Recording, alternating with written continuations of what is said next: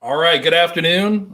We have a special podcast with a special guest. So thank you, everybody that's tuning in here on a Sunday rather than our normal Thursday broadcast.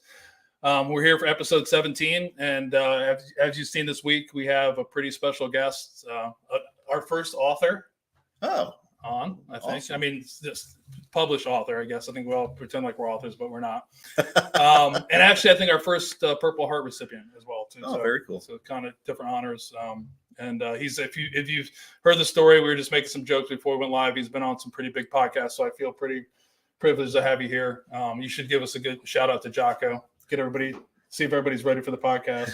Are you ready for the podcast? We're ready. So, so tonight, like I said, episode 17 is with retired Gunnery Sergeant Christian Bussler, go by Chris. Mm-hmm. As you can see from the flag in the back, Marine Corps, and by the rank, for all you that haven't figured it out by episode 17. Today's going to be a pretty deep conversation, I think, probably. If you've got a chance to look at the book or read the book, I think that's the way it's going to go. But before we started, this is the third Marine we've had on, second Marine infantryman. So I had to go to lighten it up before. I had to get a Full Metal Jacket quote in. Like I had to do it. So I looked at them, and there's a lot of really bad Full Metal Jacket quotes. So I think I found the best one that we could probably say and feel comfortable about doing. So we're going to start off with a quote from the famous Gunnery Sergeant Hartman, right? So yep. You've met the actor that played that, correct? Yep. So great guy. He's passed away, but great Marine and a great ambassador for everything military-wise. So we're going to go with the cleanest quote I could find. So here we go for quote one. The deadliest weapon in the world is a Marine and his rifle. It's your killer instinct, which must be harnessed if you expect to survive in combat. Your rifle is only a tool. It is a hard heart that kills. If your killer instincts are not clean and strong, you will hesitate at the moment of truth. You will not kill. You will become dead Marines, and then you will be in a world of shit because Marines are not allowed to die without permission. And then, do you maggots understand? So I threw that in. So we had to throw in. I mean, it's going to be a deep conversation, and we're going to actually have what's going to be the first time here is we're going to have some quotes from your book, which I think are pretty powerful, and we'll talk about those later. So welcome. Thanks for coming in. Thanks for making the trip. It's an honor to be here. And your wife, you brought your wife. My designated driver, Wendy, which is good. That's always helps. You're drunk. Yeah. No one's ever heard that before, by the way. But, and actually, we have our first time author, our first time Purple Heart recipient, and our first time guest drinking whiskey with ice. So first two are okay. The last one, we're kind of getting used to it here. There's a lot of people are making judgments, but it's all right, everybody. As long as he drinks whiskey, we're fine. So, yeah. But so Chris is, as I was researching a little bit, and as we talked more, Chris and I are very similar. Both come from a military family. Your dad was our Air Force guy, right? Yes, sir. Bounced around a lot. A lot as a kid. I thought everybody was that way, Yeah. I had no idea there was a civilian world. That was my exposure to it. Every 3 or 4 years, pick up and move. Right. Yeah. It's the same with me. My dad retired in '93, so used to that. I was fortunate enough to stay at West Point for a long time, but that same lifestyle of like you're here until Dad says it's time to leave. Yep.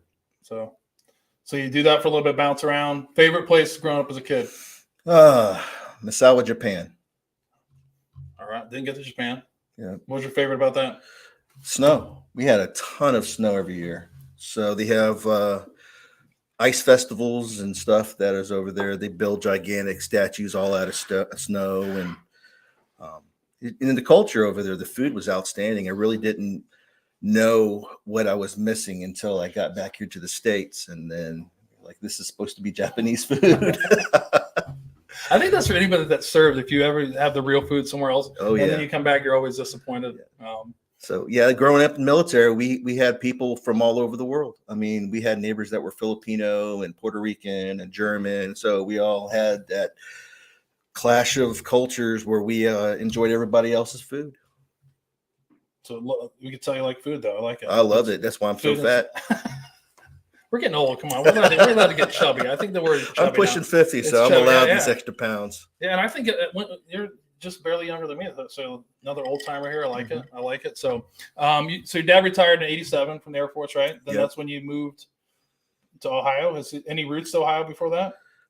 He was originally, well, his family was originally from the eastern side of Ohio, little tiny coal mining town in Harrisville, Ohio, outside of Caddis and Steubenville. But yeah, coal mining family, all through that. World War II ended displacing a lot of our family. My grandfather came over from Maryland and met my grandmother over at Aberdeen Proving Ground when she was test firing 50 caliber machine guns over there, and they hit it off, and ta-da, here I am today. That could be a good job though. Yeah, she test fired 50 caliber machine guns, and he was there to drop off some boxes to her building, and they started talking, and that was it. That's sweet. That's a great story. Actually, that's what. So I'm not only am I a direct product of the World War II, but my mother's from Thailand. My dad was stationed over in Thailand during the Vietnam War, and met and married my mom, and so I'm also a direct product of the Vietnam War as well. So you've been carrying on for a couple. So military runs deep in my family, going all the way back to the Civil War. Yeah, we talked about it. It's funny with some of the podcasts we have. I think most people there's always been that strong pull. Yeah. The people that served, it's because someone is a great foundation. Yeah, you have that in your blood, and somehow we had a couple people that just decided to do it, which is interesting as well. But it seems like there is something that's rooting either parent or grandparent or uncle, aunt, somebody that served, and it kind of propels you in that direction. So you graduated a little after me in 1992. Yep. Decided to join the Marine Corps. Yep. Right. What made you choose the Marine Corps? For one, it was the uniform, because I figured if the only way I was going to meet any girls was to get in that uniform, those dress blues, and I just liked how his recruiter really presented himself. He was sharp. And I think you're the second. I think another Marine Corps said, the other Marine we had on said the same thing, that when it came down to the recruiting part, the Marines have always done a great job at recruiting. They can be a lot more selective too, but they generally do. You guys do have. I've always said it. They do have really good uniforms. I gave you that. The ladies do like the uniforms. The ladies do like the uniforms, and and another thing is, I was already talking to the Army, and he was late for our meeting, so I was out in the hallway. And you know how they put the armies right next to the Marine Corps? And I was out in the hallway, and the Marine was like, "Hey, you, get in here and get on my pull-up bar." And I was like, "What?" I was like, "No, I'm talking to you. Get in here and get on my pull-up bar. See how many you can do." So I got up there, and I just cranked out 11 and jumped down. And he goes, "Well, I want to show you a couple videos. I know your recruiter's late." So he closed the door, turned off the lights, took to the back, watched some videos. And by the end of that, I wanted to talk to my parents. There you go. Said, "Hey, 17 years old, sign for me." It wasn't Full Metal Jacket you had to watch. No. Okay. It was like how boot camp was, and shooting guns and being a badass. Because I think that movie came out like around when you were in high school. Like what was it? Grew 80s? up. Watching. I remember watching that back in high school and thinking that was what boot camp was going to be like. Yeah.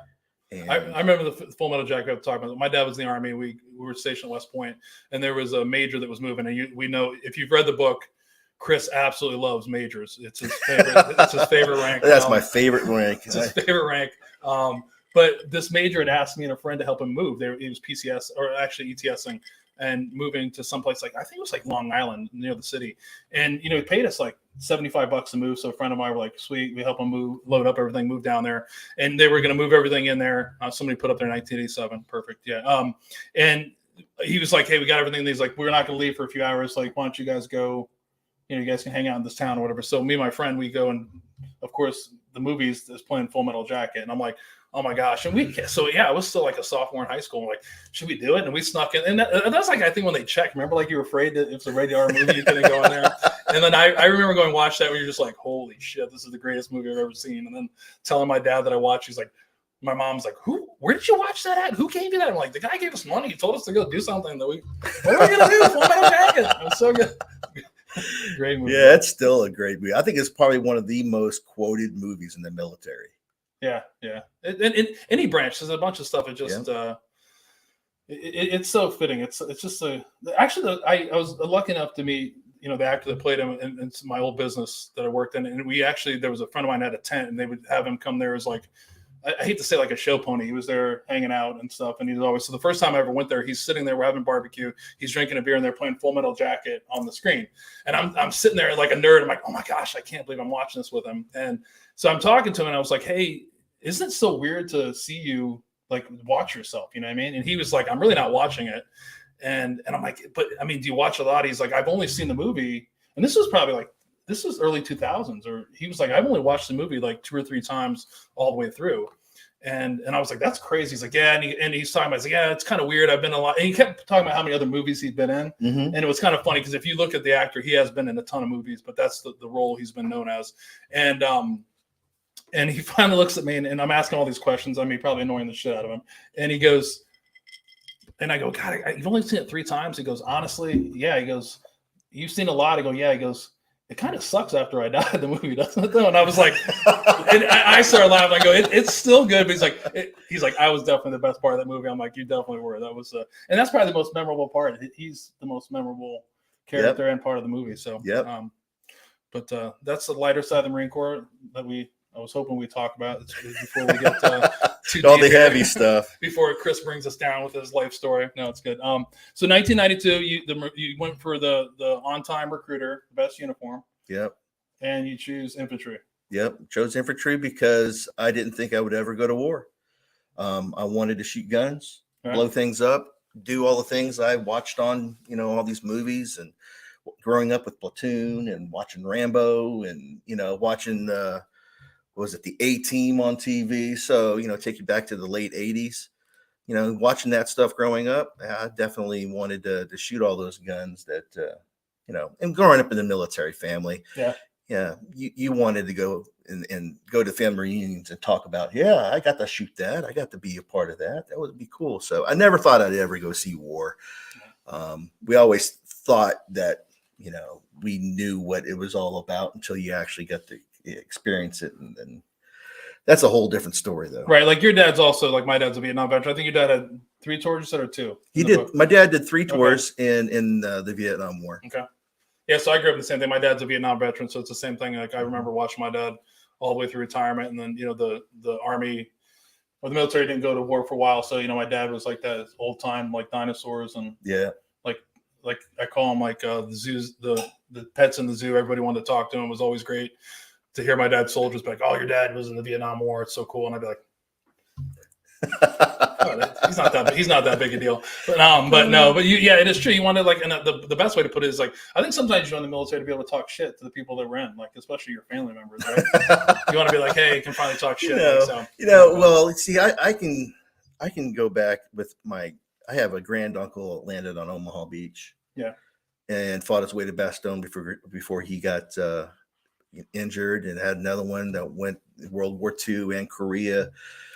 So I've had a long line of people who served in the military, and it's growing up knowing that either you went to college or you went and served in the military, and you had to pay back to the country in which you're an American. That's what is expected of you.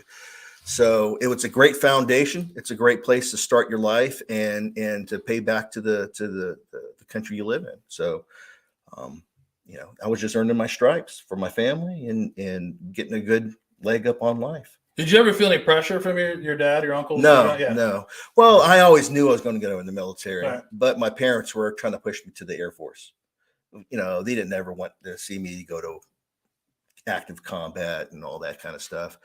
And I had to sit down with my dad and say, with the recruiter in the front.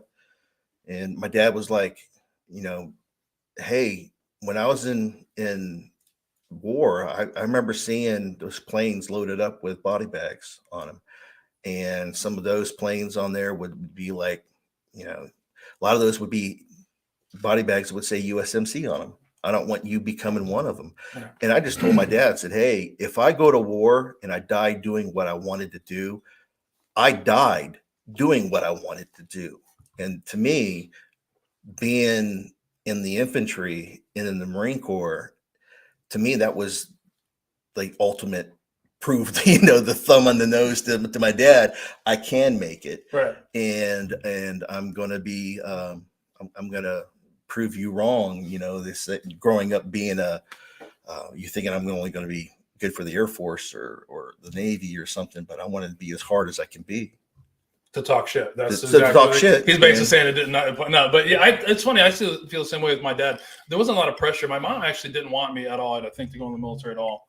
I think she'd seen it from a different lens. That now that we talk about this a lot, of the lens of like the person that's not around and worrying all the time, and I didn't have a lot of. I didn't understand that for a long time until I went away to Afghanistan, and I kind of understood how the burden it put on my wife. But I was kind of always like, Mom, you knew this, and it was Vietnam. What do you think was going to happen? This kind of stuff. But it's funny. My mom never wanted me. My dad was a lot of pressure. But I think I felt is I just wanted to I say talk shit, but it's not really the case. I just want to do it a little bit better than my dad. My dad was an E8 or E7 when he got out, so successful NCO.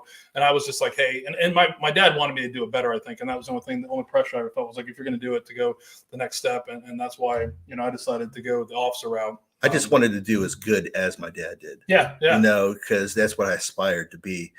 Growing up, he was my hero. Right. The Vietnam veterans that I grew up around, all my friends, all their dads were Vietnam. To me, they were all heroes.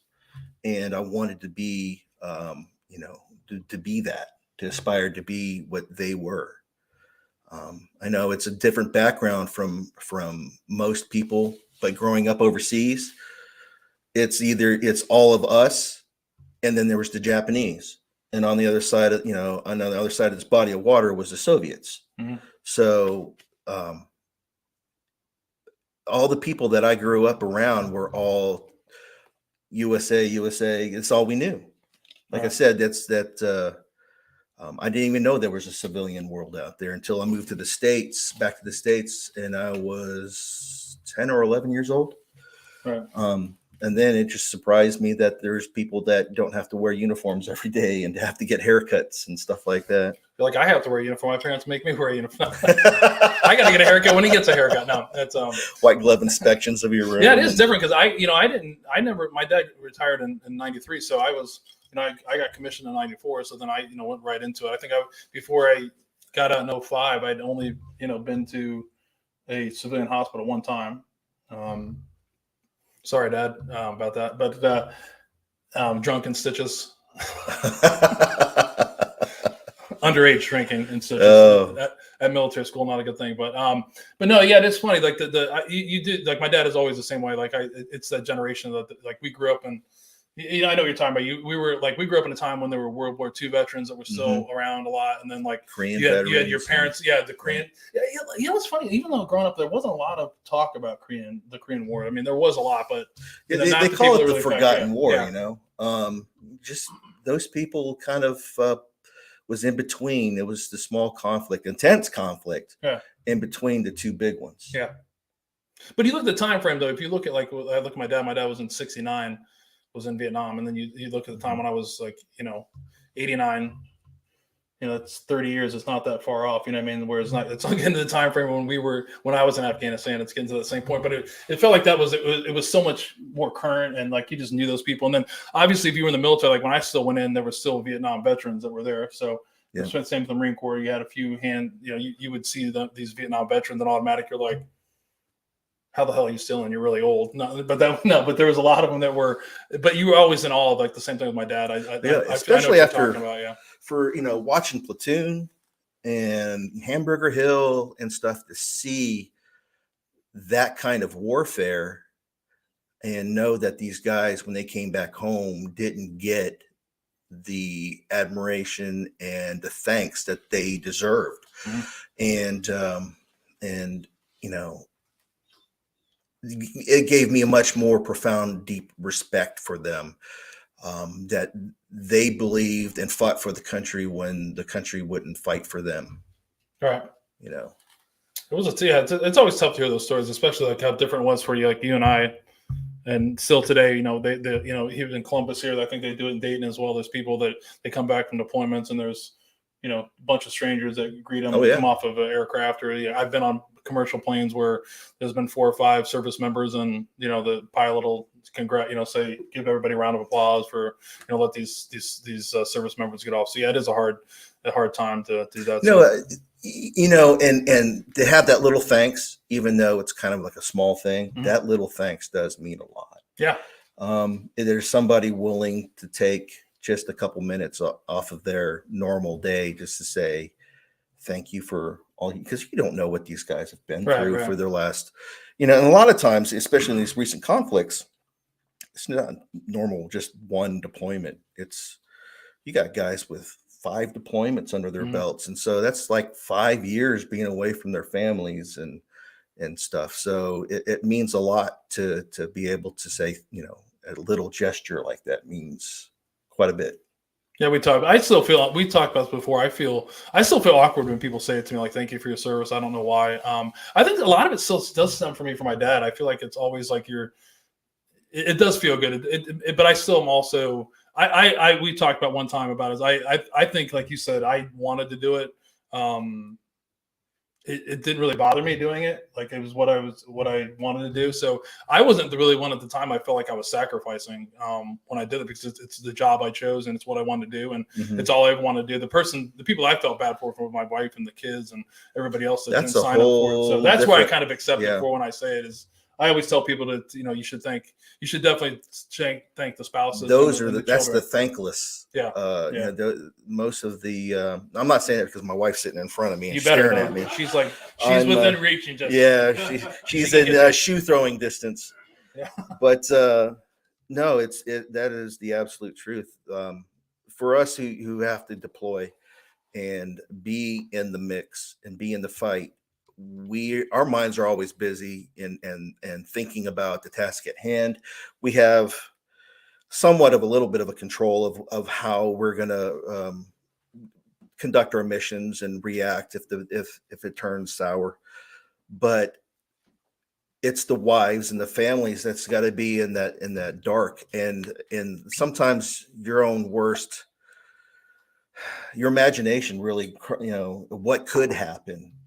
And that's 24 hours a day, 7 days a week. Is my husband or is my wife going to come home, and are they going to be a different person than who left, or are they going to come home at all? And so they're playing all through that gambit of emotions and feelings and questions and stuff. So it's a lot harder on them than it is for us. Yeah. And on top of all the things you're talking about, which are the most, I think, psychological and physical things, the other part that I think we always forget about is most of the time they're the ones that are left home taking care of children, paying the bills, taking them to practice. I mean, like cooking dinner, getting groceries, and like I've always had a soft spot for. Like I said earlier, I didn't understand it with my mom, and my mom passed away a few years ago. And I was sorry to hear that, man. I was able to tell her that, like, I can understand where she came from, because at first I thought it was like a lot of selfishness on her part. Like, this is, we've chosen an endeavor that's not, you can understand what can happen. I mean, I guess that's how I looked at it. And then, you signed up to be with that person. But as I went through it myself, and you watch other people do it, it's really hard to not feel emotional. That's where I think a lot of my guilt still comes from. For me personally, is the people that you left behind, the time with your kids that you can never get back. Oh, yeah. Those are things that everybody's like, oh, it's okay, but those are things that I never can like let myself go of. Like my oldest son, I only saw him for 27 days of his first year of life. And and that's hard to sometimes to stomach and understand, because at the time I was in Korea, I was doing what I wanted to do, and I remember coming back home from my third deployment, and I was gone for pretty much three years. If it weren't in training, we're spinning up and leaving and stuff. And I remember with my wife and my daughter didn't know who I was, and I'd reach out and try to hold on to her, and she didn't want to come to me because, daddy's now a picture on the mantle, not a living, breathing person, so, it takes a while to reconnect and make up for lost time. But to bounce back onto with the wife too, they go through all the hardships of us being away and them having to become more independent, but they're also the ones that have to pick up the pieces of the aftermath of war when we come back. And that's something I credit my wife. If it wasn't for her, not just because she's sitting in front of me here, but if it wasn't truthful, if it wasn't for she's her, really nice, by the way, everybody. We met her before. She's been here for a while. She brought us candy, so I'm a little worried about much more difficult place than I'm in now. And no, she made my life a lot more easier of being there and help me along my journey of healing. Yeah. And I always say to anybody, if you're thinking a veteran, I'll obviously throw in for me. Always throw in to thank your families as well. That's important to me because most of the time that someone says that to me, that's the first person I'm thinking about is my family and their sacrifice, not mine. So we jumped ahead. He did let you know he deployed 3 times. We're going to get into that. So he joined in 92. You joined the Marine Corps infantry. So at the time, was there an infantry unit in Ohio? Because there's a pretty famous infantry unit. There was 325 Lima Company out of here in Columbus. And at the time I was driving an 87 Ford Tempo that was beat up. My list jumped the train tracks, kind of in high school. So it was a little beater. And I was like, well, there's a unit here in Dayton. It's closer to where I live. I've already made friends here. Why not just stick it out? I didn't know when I signed up. I sort of knew that it was like specialized infantry, but when you sign papers, you have no idea what really infantry is and what a rifleman is, So they were like, oh, you're going to be, back then, the terminology was Graves registration. I'm like, okay, that sounds cool. Awesome. What is that? I had no idea. Did you ask them before you signed? So no, I didn't. I was like, oh, this is cool. I'm like, yeah, I'm in Graves platoon. That's badass. I mean, making graves. Yeah, no, I didn't know that. But we ended up. I was more focused on boot camp and infantry school and all that, trying to get through it. Not worried about what I had to do on the after end. I just had to make it through boot camp. And when I came back, I remember one of the lieutenants pulled me aside and said, hey, I know you signed up to be an infantryman and you're all gung-ho, you want to get in the mix, you want to get in the fight and all that kind of stuff, but we don't do that here. And I'm like, okay, what do we do? You handle dead people. I'm like, that's not what I wanted to do. I wanted to go out and make dead people and not have to deal with dead people. But he was like, no, this is what we do here. And if you wanted to switch out to Columbus, you can. But I had a crappy car. So I was like, well, I'm never going to go to war. Right. The Gulf War already ended and I'm never going to go to Somalia. So I'll just stay here. So it was quiet for 11 years, right? So it was quiet. We had some like, hey, get ready to go to Serbia, Bosnia. You might have to deal with some mass graves, working with the UN. It got so far where I started picking up little tapes of how to speak Serbian, and then that fell through. Oh, let's go to, we're going to drum up some guys to go and volunteer to go over to Vietnam and look for some guys who crashed airplanes in the side of the mountains. And I'm like, oh, that'd be awesome. That's what I want to do. That fell through. You might go through some islands in the South Pacific. Nope. So pretty much it was standby, to standby, to standby. Yeah, from a famous quote. And if you've been in the military, that's happened a lot. So, yep. Hurry up and wait. Let's see another way to say it. But so everything's quiet. So you're just drilling in Dayton for a little bit, getting ready to get spun up. Hopefully nothing happens. Yep. During that time frame, you decide to join the Postal Service, right? Yep. Before that, I was trying to take every police test that I could. And I figured that would be the natural transition from being a Marine and become a police officer. And so I took like 5 or 6. And my dad worked for the post office after he got out of the Air Force, and said, "Hey, the Air Force, I'm the Air Force, the post office is testing. You want to come over here and take a test and see how you score?" So I ended up doing that, and I got hired. I got hired by his post office, and so I thought, "Hey, cool! I'll get to work with my dad." You know, so I would spend my first several years of going in, picking him up in the morning, or I drive and he, up to his place, and mom would make us breakfast and we would drive in from there. And then I would wait on him on the evenings, and then we would come on back. So that was like that for the first several years, all the way up until I ended up deploying for the first time. Right. So, and if you haven't read the book, or you are in the process, I guess we're going to ruin it anyways for him. But if you haven't read it, we'll talk about that's a pretty important moment. I think that's one of the parts of the book that kind of hit me the most, is when you have to tell your parent that you're going. And yours was kind of interesting. You got a phone call, if I remember, and from your supervisor. I was on the route, and I was just trying to get, plug away at the day, watch out for people's Christmas decorations. And one of the supervisors, this is before I had a cell phone, and ended up pulling up and said, "Hey, Chris, we got got a call from your Marine unit, and they need you to call them back as soon as possible." And this is after 9/11, and so I'm thinking, any phone call from the unit's going to be serious.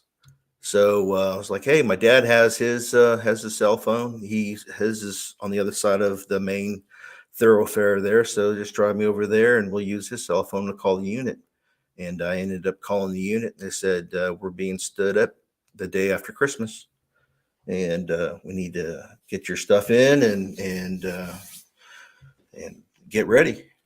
So we stood up, and we had to train with my MOS. I was an infantryman, but I was at the time, this is before we had an actual MOS. It was kind of a general MOS. It was of a 9051 Graves registration. So we didn't actually have a real MOS. It was actually an Army school that we would go to at Fort Lee, Virginia.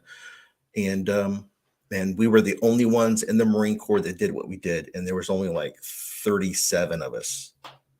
So our job was to go out there, recover remains out on the site of the battlefield, process the remains, and send them home.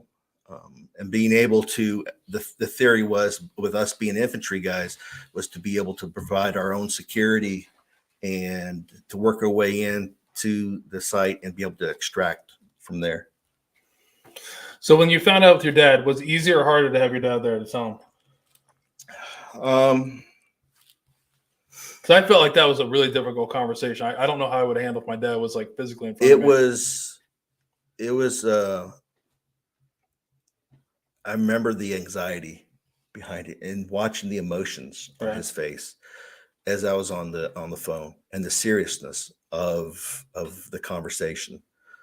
That with him, and remembering back to him saying all the remains in the back of the aircraft that stacked like cordwood in the back of there, and he was like, in his mind, I was going to be one of them, right? And you see the emotions, and it's just a change, and him being red faced and starting to shake and everything. And there was an interview right before we left that the local station went out, and they interviewed my mom and dad. And in that interview, and my dad did the same thing on camera, and he said, you never want to send your kids to war. You never ever want them to see what you've seen. And if I could take his place, as old as I am now, if I could take his place, I would do it. All right. Yeah, because I feel like I'm a little bit older, so Desert Storm hit when I was in college, and when that happened, my dad was a Vietnam veteran, and I was, on my way to become a commissioned officer, and I felt like it was my time to, like you said those words, to equal your parents. So it was my time to to serve. So Desert Storm, I remember coming home and telling my mom that I was going to drop out of college and I was going to go, join the military. This was my war. And she was like, "Did you tell your dad yet?" And I said, "No, not yet." But I'm going to tell him. Don't worry. And I remember telling him, and he was like, "Yeah, that's not going to happen. If you do, you're not coming back here." You know what I mean? And I was so mad at the time because I couldn't understand. I wasn't in yet, you know what I mean? So I didn't understand it, but I couldn't understand how he wasn't excited for me to go and follow his footsteps, you know what I mean? And I remember that conversation. I was initially upset with him, but he said, be careful what you wish for because it might come true someday. So I remember that. So fast forward a few years later when I found out when I was deploying, I remember making the call, and the easiest way for me to start the conversation off that he would know is, what I wished for finally came true. And like I said, I don't think I would have. I was almost crying telling him that. I'm probably more emotional now because my kids are older. And I can understand it. I've always said many times I'm happy so far. The military traditions in my family have been broken, and those are only selfish reasons because I don't like that feeling. I can't imagine what it was like for my mom and my dad, for my wife, for my dad's parents. I just can't imagine. I'm lucky enough. I think you feel the same way. Yes. And a lot of it's hard for us to understand, but I definitely don't want anything that I've ever seen or other people have seen from my kids to see that, or anybody's kids, as a matter of fact. I don't want anybody to see what I've seen.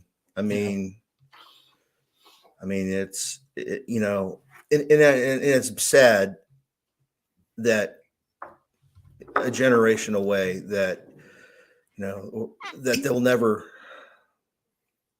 they can't see what we've seen and they can't internalize it. And of course, for the inexperienced, that they live forever, the people who've never been there and never seen somebody wounded and never seen somebody killed, never seen any of that stuff, and literally had to scare scared them to death. And you never wish that on anybody. Right. That stuff, to live day to day, I never want to be like that ever again. And for me, I thought it was a wasted thought to plan for tomorrow. You had to plan what was your next move. You hope that there was a tomorrow, but for me, that I felt like I was going to die. So why should I waste that thought? Yeah. There's a lot of future to think about, but we'll get deeper here. This is a good break. He's making. Of course, we're going to go to our first whiskey break, first featured whiskey. We stayed Ohio. This is our first, I think, featured whiskey from Ohio. Chris brought the Midwest Spirits Pumpernickel Rye. This is distilled here in Columbus, Ohio, a local distillery. The distillery is probably best known for its OYO lines with vodka, whiskey, and other bourbons. Their products right now are in 16 states. That doesn't include Ohio. I think it does include Ohio. I'm sorry. So 15 additional states. The distillery was founded in 2008 by Brady Kanya and then Ryan Lang, who's still the master distiller now. They started a distillery where they wanted to distill the right way. Ryan is actually, I think, a fourth generation distiller. So he's had to do that. And a lot of things that they do really cool here is they actually source a lot of their stuff locally, their grains, bottles, everything's done here pretty locally. You brought us the Midwest Spirits, Pumpernickel Rye whiskey. This one's actually the 3-year-old version, 96 proof. Like a lot of other distilleries, they don't disclose the exact recipe for the mash bill, but we do have a percentage of dark pumpernickel rye, yellow corn, Ohio soft red winter wheat, and then 2-row barley. So we actually you had the higher proof version. Oh yeah, it's really good. Thought we grabbed that for you. It's always a good one. So, but thanks for bringing that. Good break. We were getting deep there. We need to relax. So take a deep breath. I felt like I was going to start crying already. It's too early to start crying. Oh, yeah, we got at least to like. You haven't even got into the book. We got to get to the 50. We got to get to the book before we start crying. So, but you did talk about. I think it's a good segue. We're gonna switch something here. Your wife. I asked Chris and his wife Wendy before we started if there was like a favorite passage or a quote in the book that they wanted to. I asked Chris initially if he wanted to read. No, and he. I'm a Marine. Yeah, he actually said there's a reason why somebody narrate the books. Yeah, he said he's a Marine. He has somebody else read it. So, which I thought was pretty funny. That was a good. I didn't have to make the Marine Corps joke. That was good. So, but you did talk about. We're talking about family. So I thought Wendy had picked a passage. I'm gonna try to do this. It's gonna be long, but we'll read a little bit. But you talked about, Chris, about like not looking to the being scared, right? I think anybody that's been deployed and told you they haven't been scared is full of shit. We've all been scared, and I think there's times that a lot of us have thought like our days were done, and it was like this was it. So fortunately, you had the opportunity to be able to reach out and talk. A lot of people don't have that opportunity; they just kind of internalize it. But the chapter 35, Uncertainty of Slaughter. So this was October 16th, 2005. Today. Which is kind of fitting. Did you know that? Yes. You did that? That's holy cow. I'm like reading that. I'm like, did we plan that? Was that planned? That's the anniversary of that mission. Holy today. Cow. As soon as they now said, I start crying. Holy cow. As soon as they said, somebody said, I think it's you said, how about October 16th? And I'm like, absolutely, be very fitting. Yeah, but we'll talk more about like this is. I'm like reading that like that's today. Holy cow, is that today? Yeah, that was probably the scariest I ever was in my entire life. So we'll read this passage. If you haven't read it, you definitely should get the book. So it says, somewhere in Ohio, a telephone rang, and a world away, I sat with my ear to the receiver, hoping that she was home. I needed to hear her voice one last time before our helo was to arrive and once again carry us off in harm's way and confirm my premonitions of my demise. But the telephone just kept ringing. I just kept hoping. The blades of the helicopters kept spinning towards us, and the seconds just keep ticking away on my watch. The overdue sound of a click on the telephone line, and then a hello, and her sweet voice answered my quiet prayers. Wendy, hi, babe, it's me, Chris, I said in a hurried desperation as I watched the moths dancing around the flickering lights of our collection point. Oh, hey, honey, your daughter and I were just talking about you and how nice it would be when you finally get home. We just got back from going out to get ice cream, and she is so happy right now, she said calmly. I could hear my 5-year-old daughter's voice in the background say, Mommy, Mommy, is that Daddy? Can I talk to Daddy too? And my wife asked, do you miss your daddy? My wife asked my daughter. I could hear her innocent response that melted my heart. Yeah. Wendy, hey, babe, I don't know how long I have to talk before I have to let you go. Maybe a minute or two. I'm not sure. I just wanted to hear your voices before I have to go and to tell you that I love you. If anything was to happen while I'm over here, I just wanted you to know that I love you both very, very much. Her composure slipped into concern. What's going on, Chris? What is happening? We're leaving to go to a place that's very dangerous. I can't tell you where or anything about it, but I just don't have a good feeling about this mission at all, babe. Not at all. I don't know what's going to happen, but if anything does happen, I just wanted you to. Hey, Staff Sergeant, it's time to go. The bird will be landing in 10 minutes, one of my recovery teammates said. Roger that, Butler. I'm on my way. I looked down toward the ground. My emotions welled up, and I got stuck in my chest because I was certain that the rest of my life was measured in hours. But I continued. I've got to go, baby. The helicopter just got here. I just wanted to thank you for loving me. I know it has been hard. Please raise our daughter to remember me and tell her how much I love her every day. I'm sorry that I'm doing this way, but I just had to say goodbye, just in case it was a real goodbye. So I think that sums up a lot of people that it's hard to put that in words. I think when I heard that, and like reading it is even worse. It's a hard time. Like a lot of guys felt that way, and I think a lot of people haven't been able to put that into words like you do. So I think just that page and a half, it speaks for a lot of us.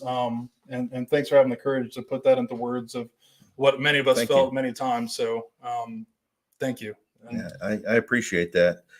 When you write the things down like that and you're exposing so much of yourself, the personal side of yourself, and before you publish it, you're like, oh God, everybody's going to hate me for writing this stuff. But I thought it had to be captured because, that side of war is most people don't admit to. It's that quiet moments that really mean a ton, but they're not willing to most times acknowledge. Yeah, I worried about my family and everything, but everything, telling me that day was my last day. Right. I remember the first time I went over, almost got shot in the face in a firefight. The second time I got blown up, the second time I went deployed, I got blown up. I got part of my calf blown off. Third time I went over, and I knew that day was it. And it was a bad deal going out there on that mission. All right. And we did jump forward to 2005. So that was Chris's third deployment. Like you said before, he just brushed over it like, hey, I just got a Purple Heart. I got blown up. No big deal. Well, in the grand scheme of things, for me, I was extremely lucky. Yeah. Getting blown up. It sucked. But the torment of the third deployment of what we had to do and everything, and having that invincibility bubble burst. Have that popped, and knowing that I could get killed at any moment, recovering guys who were hit and gotten killed, and that torture of playing that game and still trying to be as professional as possible to lead troops in a combat theater, that was tough. Yeah, because you got wounded in 2004 by an IED. On my second deployment. An IED. IED on a foot patrol. Everybody else was getting wounded in vehicles, but we were inserting our way into a city. And we didn't think, as stupid as we were, didn't think that there were going to be IEDs in the middle of a city. At the time, they were all on the highways. Yeah. So we were expecting direct contact. And how many people went with you that day? 3 or there was 4 of us. Okay. 3 of us had to get evac'd. Okay. 2 of us, me and Lance Corporal Major Sack. Both of us had to get medevaced out because our wounds were. And you guys ended up going back out to California, right? We went to California, and we got our surgeries out there. So how long were you from the injury in 2004, injured in combat? How long did it take you to get back to the States? 'Cause I think there's one thing a lot of people don't understand how quick that process is. It really isn't that long. Yeah. It's only the guys who were catastrophically jacked up would stay. I only stayed there maybe 5 days before I got medevaced out. They did a cleaning. They pulled out all the debris and stuff out of my leg. They left in the shrapnel, and they ended up medevacing me out. And I think I got blown up on a Saturday. I was gone in a week. Right. Yeah, because I left on a following Saturday. I was talking to somebody about our generation, our age, we talked about the Vietnam veterans, and then also World War II. A lot of those guys, when the guy was reading a book about it, and there was an article, and he pushed me towards, is they were talking about how all these guys like you that were wounded in combat, you spent another 60, 70 days with each other, getting sent back to the States where you were bonding together. You kind of can talk about, process what had happened to each one of you, and our generation of the war was so quick, like you said before. You back in the States within a week. You sometimes, depending if you would have been by yourself, you would have been the only Marine that would have been back there. You'd have been dealing with that all on your own if that Lance Corporal wasn't with you. So there's been some talk about, he has a philosophy that's one of the reasons why a lot of the veterans today struggle. But here's another thing too, is that when they sent me and Lance Corporal Major Sack back, they weren't expecting as many casualties, because all of a sudden in 2004 IEDs came out, and they were jacking everybody up, and we weren't prepared for it. They weren't prepared for it. They had the wives of the guys deployed from the unit that 3rd Battalion 4th Marines that ended up taking me in. It wasn't even my actual unit, because I got assigned to them. Their wives were putting in little care packets of underwear, toiletries, and stuff like that, because the only thing we get shipped out with is just our hospital stuff. That's it. Yeah. So I remember I got blown up in March 13th of 2004. I got blown up, and I had my surgeries, and then I went home. And when I was home, the push in Fallujah, the April push, Vigilant Resolve, and then 3rd Battalion 4th Marines, the guys I was just with, they went in as well with the other battalions, and they cleared most of this when politics said, hey, before, like a week before they were cleared through the city, they were like, pull out. This is not Phantom Fury, the big, fight for Fallujah. It was the prelude to it. But yeah, and when I came back from leave, the wounded barracks was full. They didn't even know what to do with everybody. There were so many wounded. Right. I think it started off, like, you're right, it did start off slow everywhere, and then it kind of ramped up the whole ID thing in Iraq and then Afghanistan. It did ramp it up pretty quick. It was slow in the beginning, and it did get crazy for a long time, especially considering what some of the, like, when we were over there, you talk about some vehicles we had, like we had thin skin Humvees and sandbags, and that was it. There was no armored stuff that you see nowadays, which thank God there are. But then you read some of the stories that Chris has published, and I don't know if that's always a good thing as well, to be in some of those as well. We'll talk about that more. So you get wounded in 2004. I'm thinking at that point, did you think that you were done? Or I would think at that point, Wendy was like, hey, you're staying here. No, and I got wounded in 2004, and they were going back and forth about sending me back after I had my skin grafts done, after I came back from my convalescent, because Fallujah was still going on. And they, with me being a reservist assigned to an active battalion, and they really, because my job was to train Iraqi policemen, and that went out the window when Fallujah kicked off. And so they were going back and forth for a while. Then all of a sudden they were like, just demob him, send him back to his unit. And so I went back and started delivering mail again, and chomping at the bit to get back. I found out a bunch of the guys that some people I made friends with, people I had met with 3-4, had gotten killed over there. And to be quite honest with you, I wanted retribution. I wanted to get back in the fight. I wanted to get some payback. So I'm sure Wendy loved that idea. No, she hated it. Yeah. She hated it. She was a pillar of strength. Even in that the key volunteers, the group of wives that network afterwards, as we're deploying, after we leave, a lot of people said that she was the pillar of strength, that when they would have a hard time, that they would look to her to organize things, to get things put together, to help people stay busy, get their mind off things. Her parents had, I don't know, 20 some odd acres out there where we live, and then with a fishing pond, and she would get people together, and they do like little cookouts and stuff, of like reinforcing that support network. And that made me feel really good to have somebody back in the trenches at home, fighting for me and my guys, as we were up forward, fighting for them all, everybody. But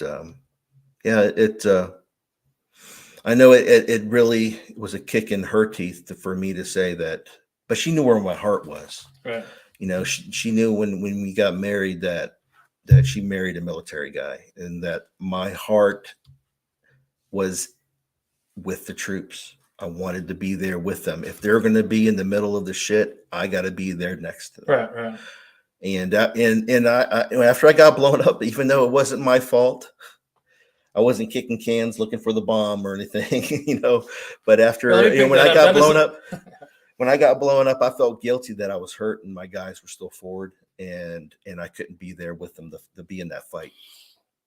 So you go to you've gone, or you get mobilized again in 2005. This time as a staff non-commissioned officer for actually now it's what was known as Mortuary Affairs, right? Mortuary Affairs. Yes, that's the third tour. Yeah, and so this is where I think the book kicks off to. I mean, not that you getting blown up by an IED isn't enough to write a book about, but it kind of stepped up to a part of, like, I guess a part of the military that we know about, but it is fitting with the book that not a lot of people talk about. It's just kind of like when bad things happen, these, people don't think about that. Yeah, side. it's just it's not my job, so I don't really know who does that. I've had battalion commanders, lieutenant colonels, who said, I may sound stupid, but I knew people get killed in combat, and I know the picture of the plane, and unloading the transfer cases off the back of the plane.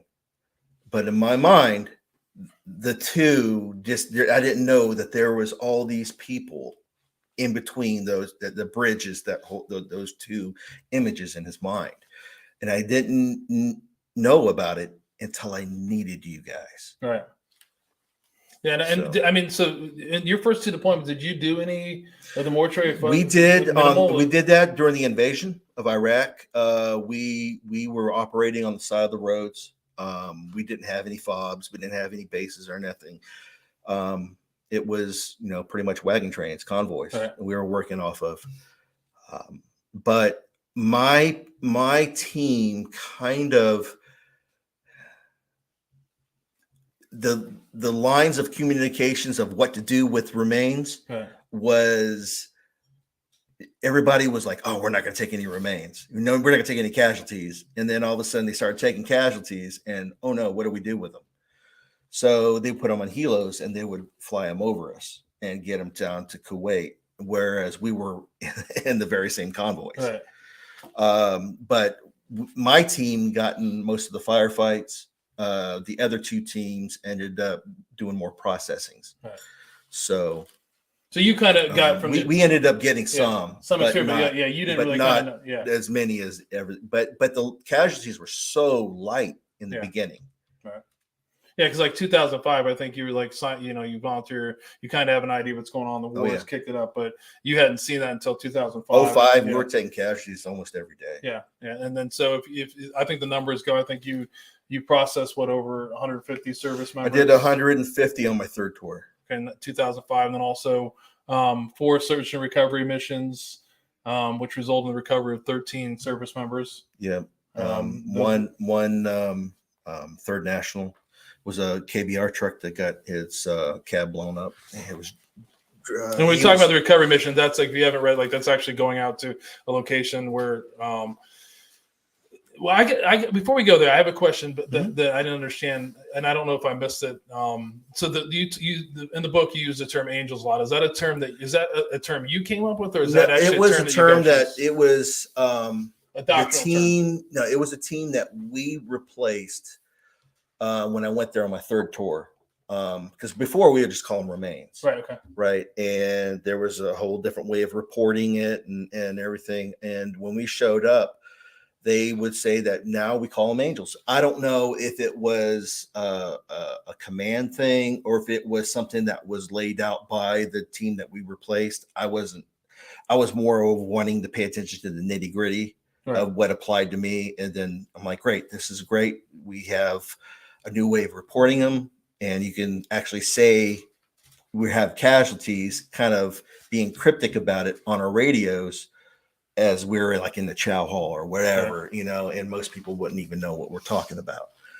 But you said, hey, we're calling them angels from now on. And it really made us feel good instead of trying to be standoffish about it and trying to separate ourselves emotionally.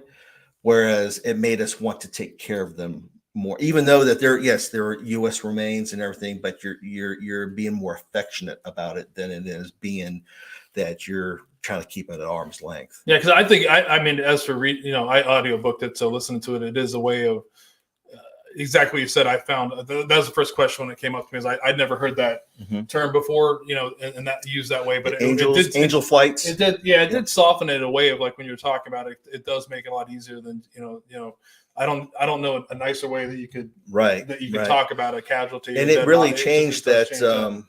The gory side of what had happened. And when you started calling your fellow soldier, airman, Marine, sailor, you call them an angel, it really started in my mind the healing process of saying that they've went on to heaven. Right. They've they paid the ultimate cost for us all, instead of being so mired into the ugly side of the sacrifice.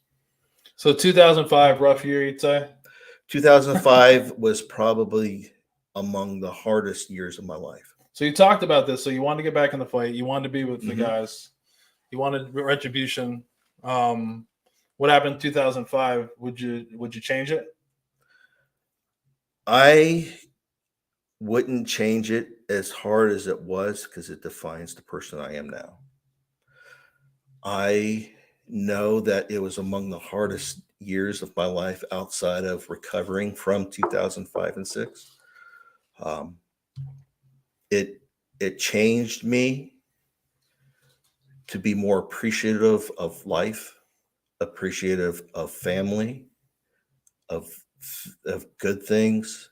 It made me pay more attention to nature and to watch things grow and appreciate things. I'm not the gung-ho Marine I was in OIF 1 or even 2.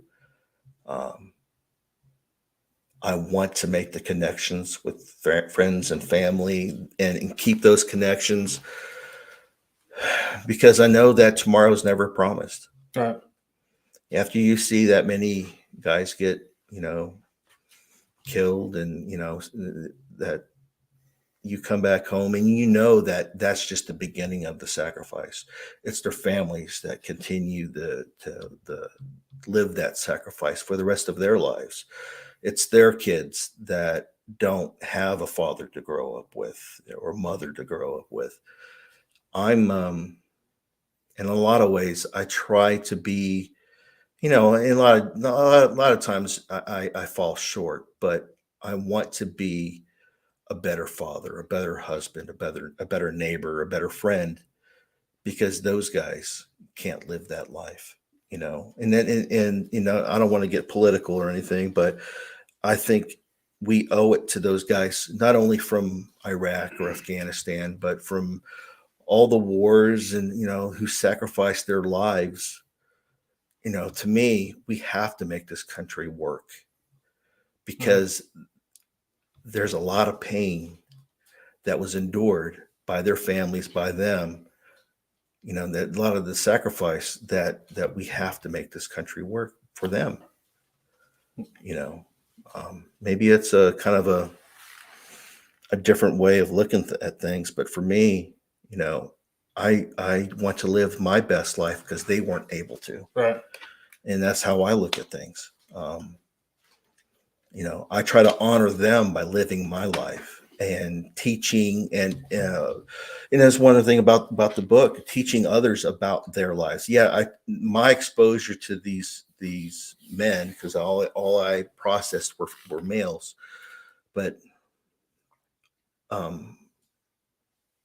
the world needs to know of their sacrifice, and their family sacrifice, and that people need to understand that freedom is not free. It came at a very steep cost. And I don't know, maybe that's just the way that I just look at things now. And no, I think you think of it a good way. I mean, you said some things that I think are key to, one of the reasons why I started this podcast was, I think all of us that have served and we've lost people that were close to us, or, in your case, I can't even, as much as I know about it, and we're, being in there and reading the book and understanding what you did. I mean, I know there's no way that I personally could do that. It's like my son's a nurse. There's some things that I know that I could not emotionally do. So I can't imagine that guilt. But I think the one thing that we all share, and I think the problem what we're seeing with us is that guilt, or that we have to live a life better than what we are. And I think that's why we're seeing an epidemic of veterans that are killing themselves in an astronomical rate. I think all I would say is I'm only who I am. I feel the same way. I wake up every day and I want to be better than a better person, and I'm always not. And I may never be, but I do push myself to a point. I think to some people it doesn't, and inevitably break us. And I only can speak from my own experiences. you know, coming back home and having all these images and that guilt weigh on my heart every single day. And the expectations, if you look at everybody else's expectations of what a hero should be, is I should be able to just take it off like if it was a sweater. You know, all the combat trauma, all the stuff that I had seen, and be able to live a long and full life like people do in the movies, you know. And that's not a easy thing to do. And if you don't have a problem with having a problem with what you've been through, then you're not normal. Being normal is to have a feeling for the guys that we lost. You know, for me, I think that we should. It sucks thinking about all those people, and it's a weight. But in some ways, I feel that it's a good thing that it hurts, because at least I am one of a few people who still gives a shit about those guys. And when the rest of the world has moved on, I'm one of the guys who still continues to try to honor them and honor their lives and what they stood for. When the rest of everybody else is ready to run away, they stood on that line and said, this is where I draw the line. I'm going to be here, you know, and fight with my brothers and my sisters for what we believe in. And I choose to remember those guys, right, even though it does suck at times and it gets heavy and it does affect my life, but I want to remember them. Yeah, but our culture, though, the military culture, you have to. I know what you're saying. I think the hurt shows that you're human, and but and you did say something like the term hero that comes out there, but I think a lot of people think that we did these things or we've seen these things, and we're just like we're changed. We're not changed. It's you know, we can forget about it. But the reality is we never forget about it. The pain is always there. You learn to live with it. The pain is human. But I think the hard part about it is it's a stigma to tell somebody that you're hurting. And the military is getting better at it. You know, it needs to be something that, you know, if you're a veteran out there, like I've said before, it's normal to hurt. You have to find someone that you feel comfortable in talking to about the hurt and the pain. I know who mine aren't, right? And I think that's just as important. I know who I don't want to talk to about it. And a lot of that time, it's to be honest with you, it's my family.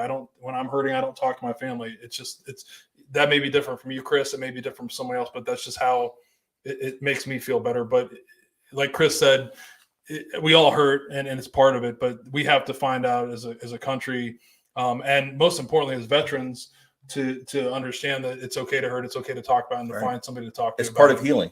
Right. All of it's a part of healing. I think it's a part of surviving. It's healing and surviving now, because that's the problem is we're not surviving. We've all been into some shitty shit, and some people have been into some really shitty shit, and they've made it back, and they get back here and they're not surviving. They don't make it. They come back here and what happened over there has overwhelmed them, and they don't survive. And I think that's the biggest tragedy to me is what all the remains that you processed or recovered. So I think that it really has to go on where your goals are. I wanted to be. I don't want my sins to affect my kids. They didn't choose this life. They didn't choose. So I know that I wanted to be as healthy as I could be to give them as a healthy life. So I wanted to try to get as much help as I could, and as at least make that effort, you know. And you are who your friends are. You got to look at where the company you keep. You know, there's people that I had to stop hanging around because I could look down that road and see. That's going to be a bad place to end. Yeah. No, but, no, it's the same thing you said before. I think it's finding that person. You can be like you did say. The problem is our family will always carry as much help as we get, and whoever we talk to, they always will carry. They're always going to feel, or I try to limit this. I guess the same thing you're saying. I try to limit how they feel when I'm feeling really down or really feeling shitty. I just stay away from them. I hang out down here. I drink drink whiskey, and I watch movies, and just everybody knows to stay away from me, and I snap out of it. But it is important to not pass that on, and more importantly, the worst way to do it is actually what too many service members are doing, and you're just compounding it for your families, where you're taking your lives. It's just not, it doesn't help. I mean, you just have to find the person that you can't talk to. Can't is the key word, because it is important, who you don't want to talk to, because I think that's a lot of it for me, is I don't want to talk about how I feel or how guilty I feel to my family. They already burdened enough. I don't want to burden them. And people say it's different. Your family, you may have a different relationship with Wendy. That's how it works for me. I have friends that I can talk to. I have, other veterans that you talk to, and that's the key is, but suicide is to me is ultimately putting it back again. It's freeing you of all your guilt. People go to that option because they're eliminated all their other options. Mm-hmm. And the thing is to keep your options open, is being able to have people that you can, when nobody else is willing to talk to me. And that's how the book got started, was I felt it was the evil that was in me, because I've seen so much that I had to get it out of me. It was contaminating me. Yeah. When people stopped answering their phone at 2:30 in the morning and I was up all night drinking, I had to get it out. So I started writing.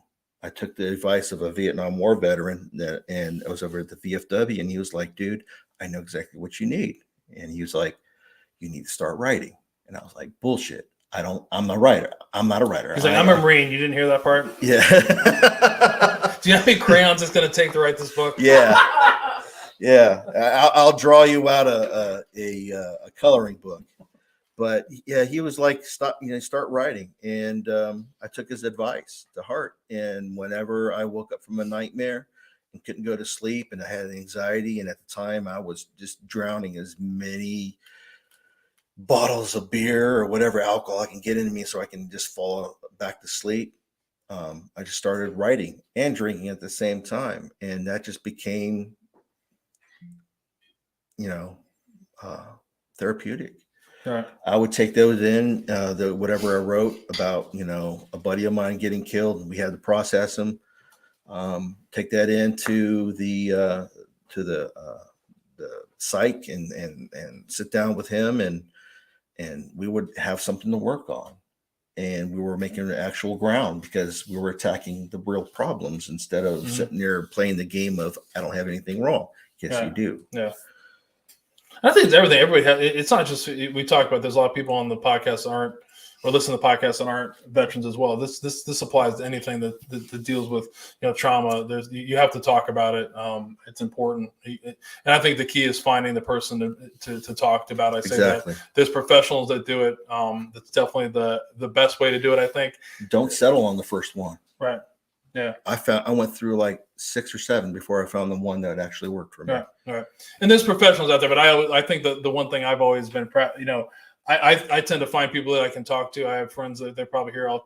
I may send them a cryptic text at 1:30 in the morning saying, "Hey, I love you," and I need. Jason's like, it's over there going like, "Can't you?" But no, it's important to get that back. That's sometimes what all we need to be that one thing that makes you feel better, or be able to fall asleep finally, or just to forgive yourself for the day is a good way to put it for me. That you're not really happy about something's going on, but definitely it's why we started this. And I think you're a great story of if anybody, if you were to write you wrote a book, if you write a book about you, if someone would say, hey, here's a reason why I should give up. And I've seen the worst of the worst and I need to go on. You're a perfect example of someone that's, thriving, that, you're still married, you have 2 kids. You wrote a book. I'm a very fortunate man. You've seen the worst of the worst, but we're all capable of that. I feel like I hold military people to a high standard. I mean, we went through some of the worst times, basic training, your advanced courses, whatever you want to do it, what we've seen, our worst days are always behind us, and it's getting on past those worst days and surviving. I think that's the big thing. You talked about before. Moving on, try to take what we've learned and push through and have a new defined mission. In my new mission is to honor those guys that we lost. And it could be as little as getting up the next day. It could be as major as standing in front of a crowd of 1,000 people and talking about my experiences, because my experiences is a direct reflection of what I experienced, and those guys are in part of that experience. For me, those guys, they say that nobody's truly dead until their name is no longer spoken. And I want to carry those guys with me and their experiences and what they meant and what they sacrificed is going to be able to be told to the next group of kids, next group of soldiers, or next group of, of Americans, because I don't want them to be forgotten. Right. And their lessons that their lives have we learned from, is profound. Those are real people with real aspirations. And, we've had families and dreams and wanted, exactly. We're just looking to get back home and get out and do whatever they were going to do, or stay in and become, E8s or whatever they're going to do. But so one of the book is, we could talk for probably hours about all the things in the book. Exactly. Right. Yeah. Which if you haven't read the book, if you haven't downloaded, you definitely should. It's like Chris had said. I found myself, what I loved about the book is you mentioned some names, because some of the names you change to protect the innocent. Well, I couldn't get in touch with their family members. I was mainly going to the major, but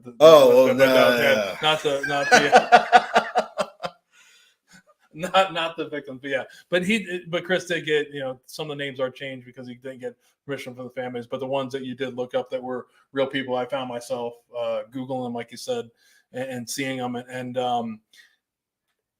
it was almost, I wish I had it in some aspect, because when I was listening to what you wrote, it still wasn't real. But when you see a picture of them, it makes it real. It gets real. It gets real really fast. And that's like that. Last night I did it with a couple people, and the guys that you were close to, towards the end of the book that you talked about, your friends, your process. That was rough, because I didn't want it to be a true story. If that makes sense. But when you see their pictures and you see where they are, you don't see a book like this, that a military book actually discuss that side of war. Right. Usually it's all about tactics or us winning the day, popping the bag dudes and all that kind of stuff. But I think my book connects not only just because of the fact that it's about sacrifices, not only just the sacrifice of the guys who sacrificed when I was there in combat, but it's the sacrifice of the families, their families, but it reaches out to other conflicts of that sacrifice. And it's also the sacrifice of us going over there and having to serve as well.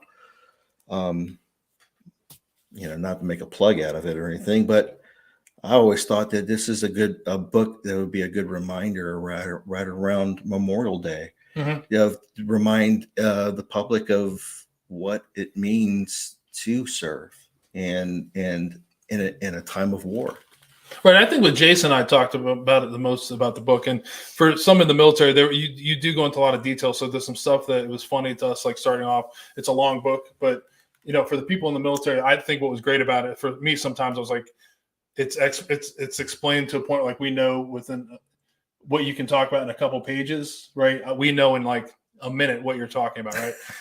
But like you said before, but some that hasn't served the military, I think this is a great book, because Chris does a great job of getting to some details that we kind of take for granted if we're talking amongst each other. Like that book, if you were writing it just for military guys, you could probably shorten it up Oh yeah. But I think it does draw you in, as like you get to know you're explaining a situation that we don't know. You know what I mean? I wanted the person who's never experienced being in the military to be able to know, because I try to write by the senses. Right. So I want you to know what it smells like, what it tastes like, what it feels like, what you're hearing at the time. And I want you to put you into that situation and put you in my shoes to see what we're seeing. And I want the person who has been in service be able to say, I didn't do that exact job, or I wasn't in that conflict, or I served at a different time, but I identify with what he says here, because some things are innate in the military. Some things are, innate to actual what you see in combat, because what you see in combat, it's not what you see in peacetime. And what the human side is, with things that people forget, the connections between, the family, or just the little small things of, I'm staring across this field and I gotta police up 7 guys who are blowing up 100 meters between, from the point of the IED attack. And I got these flies crawling in the ears and I'm in my nose and stuff. And I know I have a sniper looking at me. Right. All those tense moments, those funny moments, those moments that you don't think of, or even the moments that nobody ever writes about. Like at the end of the day, after you come back from your mission and you can sit in a chow hall and relax and eat yourself a piece of pie and look at everybody and appreciate your troops of being in there, and they're relaxing for once. Yeah, it is a great book with the details of some things. Like I think the one thing that if you've never been in the back of a Bradley before, scary place. Yeah, his story is way crazier, or not crazy, but just traumatic is a better way to say it. But just how you explain what the sounds and the feeling in there. If you've never been in there, it's crazy to remember that. As soon as you explain, you were writing about that, you can remember that time, the darkness, the green light you talked about coming on, and then like the no air, and just thinking like, Jesus, people ride around on this every single day, and I'm only here for this mission, and this sucks. It was a good explanation of things. So talking about 2005, I mean, like I said, we could talk about hours. So I think when I was reading it, I think the biggest, you talked about 2 people that were close to the unit that you guys processed. I think that was a majority of that part of 2005 you talked about the book. The other 2 were 2 pretty traumatic recovery missions to get remains. I think they crossed the threshold of being here to being in here. Right. Because here, it sucks and everything, but when you're processing people that people that comes over to your building, people that you eat with, you drink with, you shook hands with, traded stories with, played cards with, and that becomes a totally different ball game. And when you have to process those guys, you want to do the best you can, even though you do the best you can on every single one. But it becomes so much more personal. Right. Even though that you try, with everyone you process, you try to keep it at arm's length. And when that barrier is broken, it's a different story. Right. It's hard to put the barriers. They collapse pretty quick. I just found like the recovery missions, like going and, the processing of, when we talked about this, it's pretty, I guess you could talk about it better. When you talk about the word processing, it's actually taking in the remains. You could go into that. I guess a better word to, I think it's important to talk about what processing means. Processing means is that we're going through and we're filling all the paperwork, that this person is this person based upon the evidence of what we have here, based upon their name tapes that they have on their chest, based upon their dog tags that they're wearing, based upon the laundry markings, based upon the serial number of their weapons, serial number of their ballistic plates, that kind of stuff. So what we do is a tentative identification, saying that we believe that this person is this person based upon all of these things, ID card, everything. And we send all the evidence because our determination is not 100%. We send that up to Dover. Remains comes into Dover. They do genetics. They say, yep, that person is that person that matches up to the genetic donor card, or the donor card, but the donor capsule, wherever they take. And we say that the person is 100% that person. Now that runs into how they couldn't find the guy from Ramadi when his Bradley blew up, and they couldn't find the gunner. No idea where the gunner went, even though we pulled out thousands of pieces of remains of bones. Right. I think if you haven't read the book, he's going to. We're talking. And we're going about so totally different stories. He hit a Bradley hit an IED, catastrophic kill. Right. The whole pop, the whole turret, everything from the top of the vehicle blew off the vehicle. I believe there's a tow missile in the back of the thing that cooked off and blew up. And you literally can walk in from the ramp to the front of the driver's spot like this and not touch anything, which is not unreal. Unreal. Not normal. It's there's no top to it. After 5 weeks of looking, 5 weeks of searching, and we didn't have any proper tools. We had hammers and screwdrivers and a pry bar. There's nothing else. We know we had guys who had acetylene torches to cut off parts, but we didn't have the right kind of tools. And what had happened is, the bad thing about Bradleys is that they're made out of magnesium and aluminum composites, and they melt once they're on fire. And one guy belted through the vehicle, and it took us 5 weeks to find him. Long story short, I still blame myself for, even though I know it's out of my power, I blame myself because the day that I said that we were done here, we were looking for 3 remains. We found 3 remains. Out of the circumstances, you'll have to read the book, so why, but the guy had melted through the vehicle, and my mind had went to the blast hole, and I knew in my mind that he was here. And there was something, and I like to say that it was his spirit saying, he's here. Keep on pushing. Keep digging here. And I was looking at everything as logically as possible across the board. And I said, okay, we came out here, we flew out here, and we were looking for 3 remains. We found 3 remains.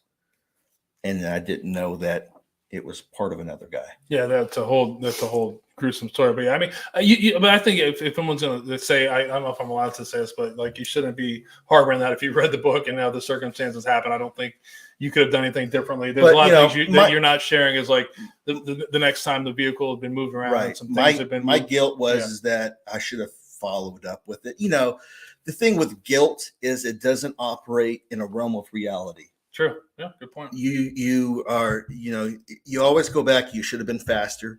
You should have been smarter. You should have been stronger. You should have been, and the guilt side wants us to be superhuman. Whereas the reality side is that we're human. Right. My superhuman side was, I should have known. My human side was like, we've done everything we could. So that's where the guilt lies, in between those 2 lines. And that's where, I feel like I put his family, his mother, in 5 weeks of hell. And I feel bad about that.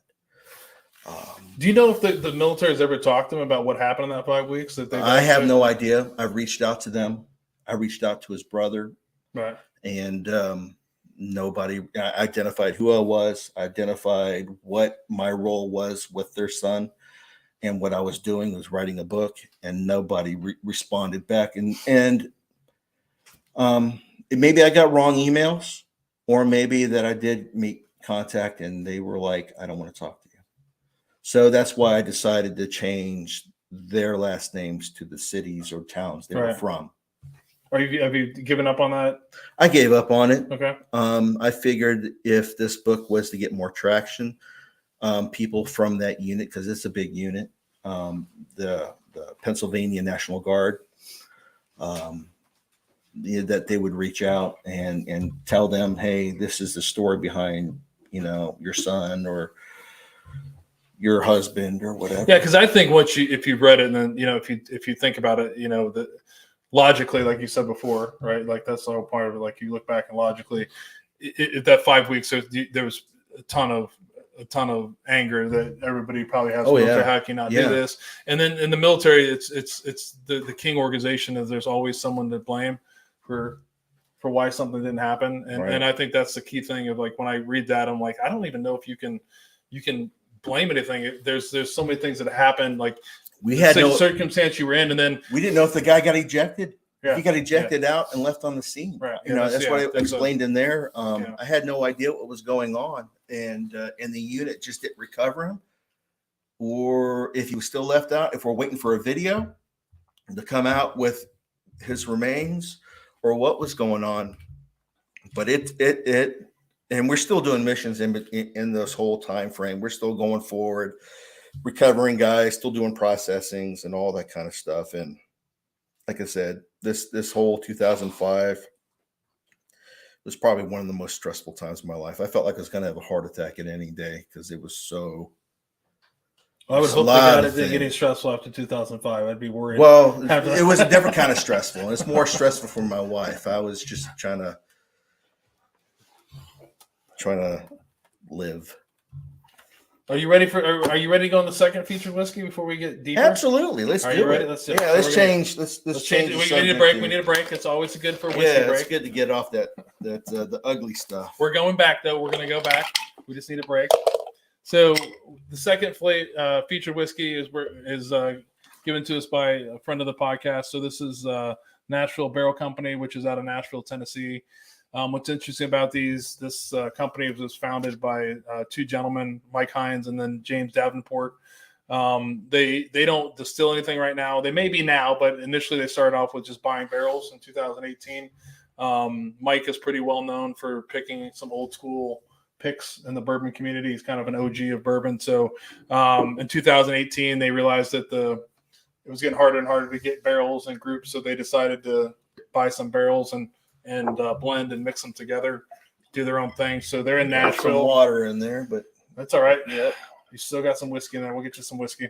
So they I think they released their first barrel in 2020. The popularity got so big that they opened their own distillery, I think in March of 2021. This bottle was given to us by a friend, but this is actually a straight rye whiskey. Once bitten, twice rye. It's got a cool sticker on there. This is one of those ones that have an awesome sticker. It's actually a blend of two 9.5-year-old MGP barrels, a 60-40 blend. The proof is 121. Both are 9.5, and this is both the mash bills are 95% rye and 5% barley. So for the guys they've been dying to get a hold of this one here. You see them coming in, the wolves are going there. So a little bit higher proof than what you had before. Yeah, it's good. A little bit rye, a little bit. What do you think? You're thinking it over there. Yeah, it's a little bit spicier. Yeah, sharp. I like it. It's good. It is a good one. These guys are. I'm just watching everybody. Sharp and clean. I like it. It's So this is like that wheelhouse of rye, years of ryes that everybody loves. Thank you, Ryan, for sending that our way and let us enjoy that. So now we ready to go back, get deep again? We're getting deep. Sure. Deep. Are you ready, Bussler? No. Are you ready? Let's do it. The one thing I should say is I just want to say, are you ready, fucking Bussler? Because that's what I hear a lot. Yeah, that was my rank. Fucking. Fucking. I didn't know that was a rank in the Marine Corps. Yeah, it wasn't at the time. It wasn't staff sergeant. It wasn't gunnery sergeant. It was fucking Bussler. Fucking Bussler. Fucking Bussler. Where you at? So it's like a capital F with the Marine Corps, a little U. With this sign. So one of the funny, like before we get deep, we have to talk about what I've been laughing about from the whole time reading the book. So he has changed some names in the book, obviously. Yeah. Well, I have to. Otherwise there is. Yeah. So if you're a major or a former major in the military, he's not talking about you, but he does have a hatred towards majors. Well, not majors. I just have hatred towards D-bags. People who are not living on the world. They are living in their own world. Those people I have a problem with. Right. No, it is one of the things we were taught. Chris and I talked a couple times. We never met until today. It was just one of those funny things. I guess for me, it was more to lighten the mood a little bit. Does that make sense? Yeah, absolutely. You're reading something deep, and I'd always read that, and it'd be like, it would just that. I guess that was the way I stayed through the book of well, you have your careerists in the military, people who are willing to screw everybody out of their way to make themselves look good. But we tried to find out who the major was to have him here to be like a special behind the, Chris, we have someone that like to meet. We'd never do that. But it is one of those things. It is. Let's get it all. Yeah, it is a story of like. It is a story to listen to. I think if you've been in the military, there's always been that officer. At least one officer or NCO. You guys are going after the officers already. I'm getting the finger from Jason, but there's always bad leadership in every organization. So I think that's an example. I think you did a good job of. Well, you talked about in the military. I try to bring out the high points, even though there was a lot more I could write about. But I had to make sure that this book was not about him. But yes, he made life difficult for the worker bees. Right. And which is bad leadership. That's what we talk about all the time. Not everybody that's in the military. Yeah, toxic is a good, that's a term that's coming out. Yeah, that definitely was happening. And there's some great stories in there. He did a great job of writing it where it's super dark and you can hear a story about your favorite major and would kind of snap you back into a little bit of humor. I think a little for me, there's some good humor in it. There's some good humor in there. Things that would happen. Like the lifting, I thought the lifting thing was pretty interesting. So the guy, obviously, was he a strong guy then, right? Big. Well, yeah, he was tried to be the alpha male, right? And he tried to outlift everybody. Even though in my opinion, I don't know about everybody else, in combat, lifting doesn't get you anywhere. It's freaking shooting and moving. Shoot, move, communicate, right? That's right. Shoot, move, communicate, and. Yeah, that's how he put his dominance out there for people who didn't leave the wire. Yeah, I thought so. He never in the story, like he never went on any recovery mission. Was he able to do that or just not? How does that? How does that work? Like he ran the show. According to him, he ran the show. So if he wanted to leave, he could leave. They just never. I always invited him. I was like, sir, if you want to come out here and show me how to do things, you're more than welcome to come out here and show me. Grab a screwdriver, grab a pry bar. No, like if you want to come out here and lead the whole collection and the whole retrieval process, you're more than welcome to come out here and show me where I'm lacking. Yeah. Yeah, it's interesting. It was that fight. I think you did do a highlight for the military part that we talked about earlier. Is it did tie into some stuff that we've always seen where someone's had that leader where you didn't get along or that you didn't understand. They were kind of out of place. He was out of place because this wasn't his MOS. This wasn't his job. His job was to be a straight up infantry guy. And when you're a mortuary affairs guy, especially doing detailed recovery, where it becomes like a CSI operation where you're going in and you're going with dental picks, he has no idea. He knows about combat geometry, how things fit between penetration and distances and elevations and flanks and everything. That's all he knew. He didn't know how to deal with what happens in the microcosm of I got to recover DNA on the battlefield. Yeah. So it's two different animals. Which I thought about, like when you listen to the book, or we should say reading the book, it's the same thing, I guess. Is it the same? Listening to the book, reading, I could have read it. But, I think you use two different sides of your brain. True. For me, it's a lot easier to listen to and develop that mental picture than it is for me to read it and get that. It has to be a really damn good writer for me to get a mental picture and read it. Yeah. And don't use big words because I'm a Marine. Well, I think reading is. I need pictures and like tic-tac-toe and Colors, draw by pictures, the numbers and big coloring number, yeah. in. No, but I think reading is the same. I find that I like the audiobooks better because it's like you're driving, you can listen to it. It's not the same thing, you know. I do most of my books that way because I could do anything. I could be working out in the garden, I could be working in the garage, or I could be fixing dinner, whatever. And I'm listening and I'm grasping everything. Whereas if you sit in here with a book, I have to dedicate a half hour, 45 minutes. And there's, being a dad, you got kids, you got people knocking on the door, you got dogs that got to go out. And whenever I read, I fall asleep too. I'll be like reading, I'll be like, oh yeah, that's the other thing. Whenever I read like heavy books, I read by myself. I'm like, I can't go to sleep when I take meds, but I can go to sleep when I go to the VA needs to give out more books. Exactly. Boring books. You're like reading it, like boring books. They're like, we got another one. There's Tolstoy for you, which is true.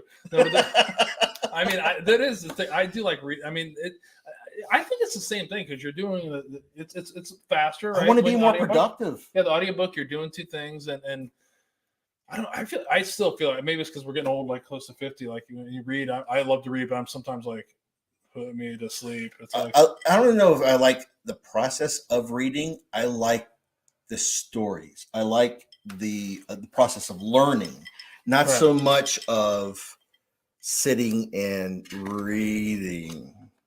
Now, if it was like a cookbook, yeah. If it was, how-to manuals, how to fix a brake line or, something like that, how to fix an engine. Yeah, absolutely. But if it is a story about somebody's life, I want to listen to it because it really, really taps into a part of my brain that's easier to understand and digest and learn from. Right. My only problem, though, is audiobooks is who you get to be your narrator. Like your narrator was good. There's a couple. I couldn't be when he my tried to own do narrator. a couple voices. When they're trying to, but I love Matthew McConaughey. Right. I did listen to his last book. Oh my God, it's phenomenal. But I could not handle that it was Matthew McConaughey narrating his own book though. It was too much. Really? It was too much for me. I thought it was great. No way. I thought like Matthew should have somebody to do it because it's like. I mean, because it adds a little bit of his person. It was way too much, though, to me. It was like, oh my God, dude! Let somebody else tell the story. He was like, all right, green light, red light. It was like, dude, like red light. If you haven't read Don't the book, play if you haven't listened to the book, you have naked at 3:00 in the morning. I mean, it was like, listen, man, you lived this whole life. Give somebody else $8,000, $10,000, $12,000 to narrate your book. No, well, yeah. So I thought he did a good job. I mean, it was not my favorite, but then there's been many books that I'm excited to listen to, and then the narrator kicks on, and you're just like. But I tell you what, I'm so glad that I picked my narrator to read my book because I would have jacked mine all up. Mine would have been nothing but stuttering and going off on tangents and probably. It would have been talking about the weather like my grandmother used to. It would have been 23 hours long, the book. It would have been not. Yeah. No, but so did you know the narrator? 23 hours of nothing but the weather forecast. Did you know the narrator? Yeah, absolutely. Me and Jason knew him from our 3-gun and run and gun days. Outstanding dude. I mean, really stand-up guy. John Pruden. I mean, I love him to death. Yeah, he's done American Sniper and like 300. Yeah, he absolutely. He's done like 300 books. He's a legit book. He's I only watched that movie. No, I actually read that. Their Oscars is the Audi for voice actors, is the Audi for like Audible kind of stuff. Not Audi 5000 or something. That's Audi 5000, yo. No, his is, he won it like once or twice. He's like straight up legit dude. All right, so the process of the book. So I didn't know and that. You know what? To meet him, you never think that. You think like, oh, Hollywood, kind of like entertainment industry being kind of like dicks and shit. I mean, as much as you like Matthew McConaughey, you should have talked to him. I mean, could you imagine if Matthew McConaughey would have read my book? Dude, could you imagine that? I don't think. I thought his head would explode. His head would explode because he'd been like, "There's fucking Major. There's a cock bag. All right. No, even though I did make a reference of him. You did. I know. That's why I brought it. Is, but that was on everybody's. But I am joking. I'm not joking around that book. It's the funny that I remember my son got them, and I felt like it was someone said I prefer the book in hand, can't focus on it. That's true. I'm more of the newspaper though. I'm still back to the old days of newspaper. It's like if I want to read a newspaper, physical newspaper. I was a paper boy for a long time, a really long time, from like 13 to 21. I don't know how normal that is, but went away to college. I'm a guy that gets newspaper for coupons. Really? Yeah. Well, newspapers used to be different. I'm going. Well, back in the day, it used to be like about everything, so it'll be much more interesting. Digital coupons. Nowadays, it's nothing but advertisements, and I'm like, the newspaper changed. I come up like a newspaper. Like I remember being a kid, like growing up newspaper. It was before there was 24-hour news cycles, right? Everybody knew what's going on. You had 77 news channels. Like if you were delivering the paper in the morning, you were like one of the first people to see what was going on as you were delivering it. Like I felt like the newspaper, but again, politically, like a lot of papers now, it's not the news. It's more, too much editorial. But the paper, I still feel like if you read grab a paper, it's different. A newspaper than like digitally trying to read it. You got to get the ink on your fingers a little bit. You know what I mean? It's I can get so much more out of listening or reading stuff that's on the internet quicker than what's on being printed. Now, I'll tell you what, I do have a bunch of print offs of whenever I made the printer, the newspapers, when we were deploying. Or Wendy just was laughing. Yeah, Wendy. Yeah, we know about Wendy's like Jesus. Wendy, we had an interview, or that stuff that Wendy's like, we watched that. We watched that on the way down here. I just think it's so antiquated anymore. But that's not true. Remember back in the day when you were in the newspaper, that was hot shit. Like if your name, like baseball, sports, like whatever it was, like spelling. I was more of a comics kind of guy. Calvin and Hobbes. Peanuts. So good. I think it broke my mic over here. I'm getting so excited talking about the newspaper. Yeah. Fuck you, microphone. No, but we're in that generation. But I think like the newspaper, those are something to be said. Like when you were in the printed paper, right? And my problem too is like this is funny. We're talking about this, and which is good. We're out of the darkness for a little bit. Yeah. But the other thing I got pissed off about is like if we were growing up, the newspaper there weren't spelling mistakes. If you go on to digital news, they can't even. There's grammar mistakes. There's spelling mistakes. It's like, come on, man. Like it's like Bush League. You know what I mean? Well, this is just a change of generations, man. Well, we had people who had to there and not knowing the difference. Well, they had people who monitored it themselves. Now you have people who have the computer monitor it for them. When you depend on something else, you're not as good. No, which is true. Yeah, which is very true. That's why they say between people who shoot iron sights and people who shoot freaking with ACOGs. People who shoot with iron sights, they know it. They know both of them because with one goes down, they know the other one. Whereas if the ACOG goes down on with the other generation, you're fucked. You just fucking spray and parry. Hope you have enough fucking ammo. I think somebody sent me a picture. There was a guy shooting with, I think an Army guy shooting with the rear sight post down. You got pictures of dudes with no front sight post. I'm like, so how do you plan on hitting whatever you're aiming at? Yeah, you just shoot and pray. I guess shoot. I guess. Whatever. But back to let's. Are we ready to go back dark again? Yeah, whatever. We ready? I'm here for the ride. Here for the ride. Actually, Wendy has a ride for you, which is good. Which is good because I've been drinking. Which is always good. It's always good. So back to we need to have her sit here for a little bit. Are we going to bring her? Are we going to sit? She's like, no. We do. We have to. No, I want to have a Wendy. Will you come on as a guest later? Not today, because I do want to have a spouse on. That would be think awesome. Think about it, because I've been trying to do that for real. I think I think that would be very impactful. Yes. Not only for just the male or the service side, but also from the dependent side too, because nobody else talks about that. No, it's true. And we have one of the guys that helps me out, Andrew, his wife is actually prior military before. We try to get on. She doesn't want to do it, so we're putting the pressure on who's going to be the first. That'd be great. Yeah, we can book you out. No, but it is a true aspect of what we're trying to do here, which is what's that? Hey, I'm cool with that. That's cool. 2 drinks in, I'll get to the table. Yeah. You have to really like it will be no whiskey with her. She'll be like this much alcohol. We'll give her like really. You drink Diet Coke before you get drunk. We'll make it through. We'll talk more offline about that, because I think that is something that would be. I think that would be really good for you guys. Yeah.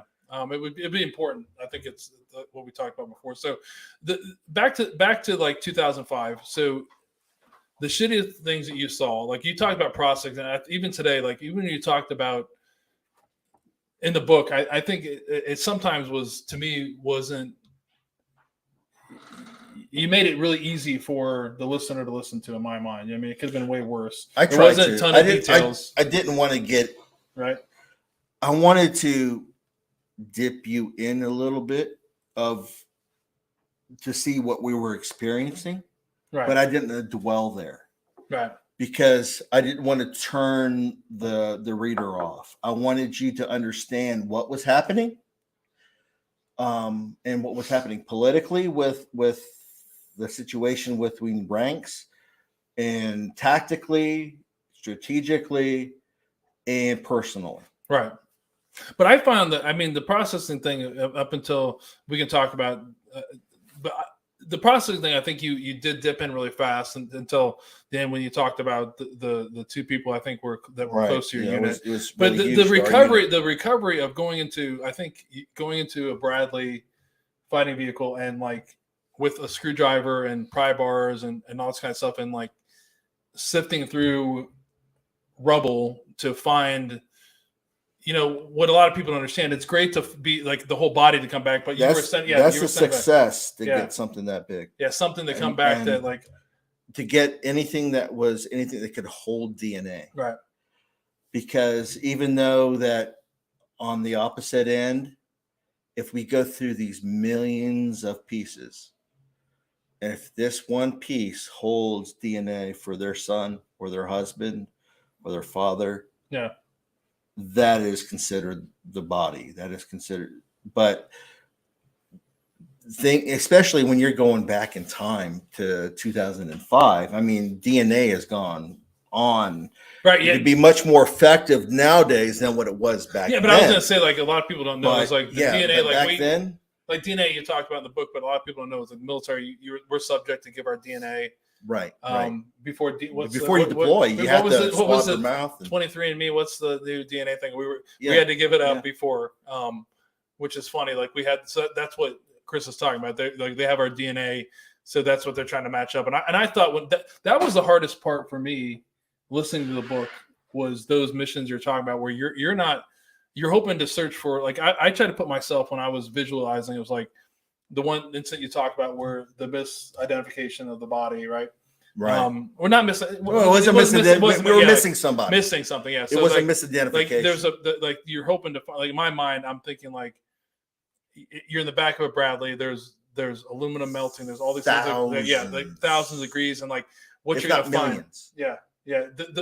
But to me, it's like of what you're finding for that person. That one, like 1-inch piece of something could be the way they identify the person. Right. That to me was that really like burned my soul, because you to think about that's where those person's last moments were. Be in the back of that. It's the way that thing, but someone is actually. I think a lot of people, that point of like, how did they identify? Go back to how the world works, right? 24 hours later or 48 hours later, we announce that First Lieutenant Shea Miller was killed, but for that 48 hours, nobody understands what it took. Right. From that incident. Well, see, that's where I wanted to really illuminate.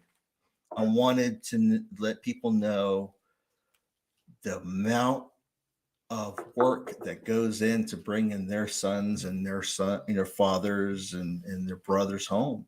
and their loved ones home. It is a ton of work, and I'm just a part of it. I'm just at the fore end of it. I'm the recovery team on the scene. I'm not the transportation or the identification in the rear. That's Dover. Yeah, but the glorified part of it, to be honest with the glorified part of it, Chris, and if you're going to be realistic, is that what everybody knows, if you're listening or if you're visualizing, if you really think about it, what everybody recognizes is wherever you're at, if it was Iraq or Afghanistan, when those transfer cases are on the back of the C-17 with a flag draped over them, and then they land in Dover, and whatever happens, that is what is glorified and being like. And I don't want to say in a bad way of glorifying. That's what people know. But there's a point of like the 2 days before that, what it took to get that service member home into that transfer. Right. Yeah, exactly. The home, because that's home. That is the way that I look at it through movies. If people look at our services through movies, you have your Generation Kill, and then you have your Taking Chance. I'm the one after Taking Chance. I'm the one before Taking Chance. I don't know if I know. You've never seen Taking Chance? No. That's the one with Kevin Bacon, and it's a true story of he's playing the role of a Marine major who you love, by the way, Marine Corps majors, by the way. Marine majors are so freaking hot.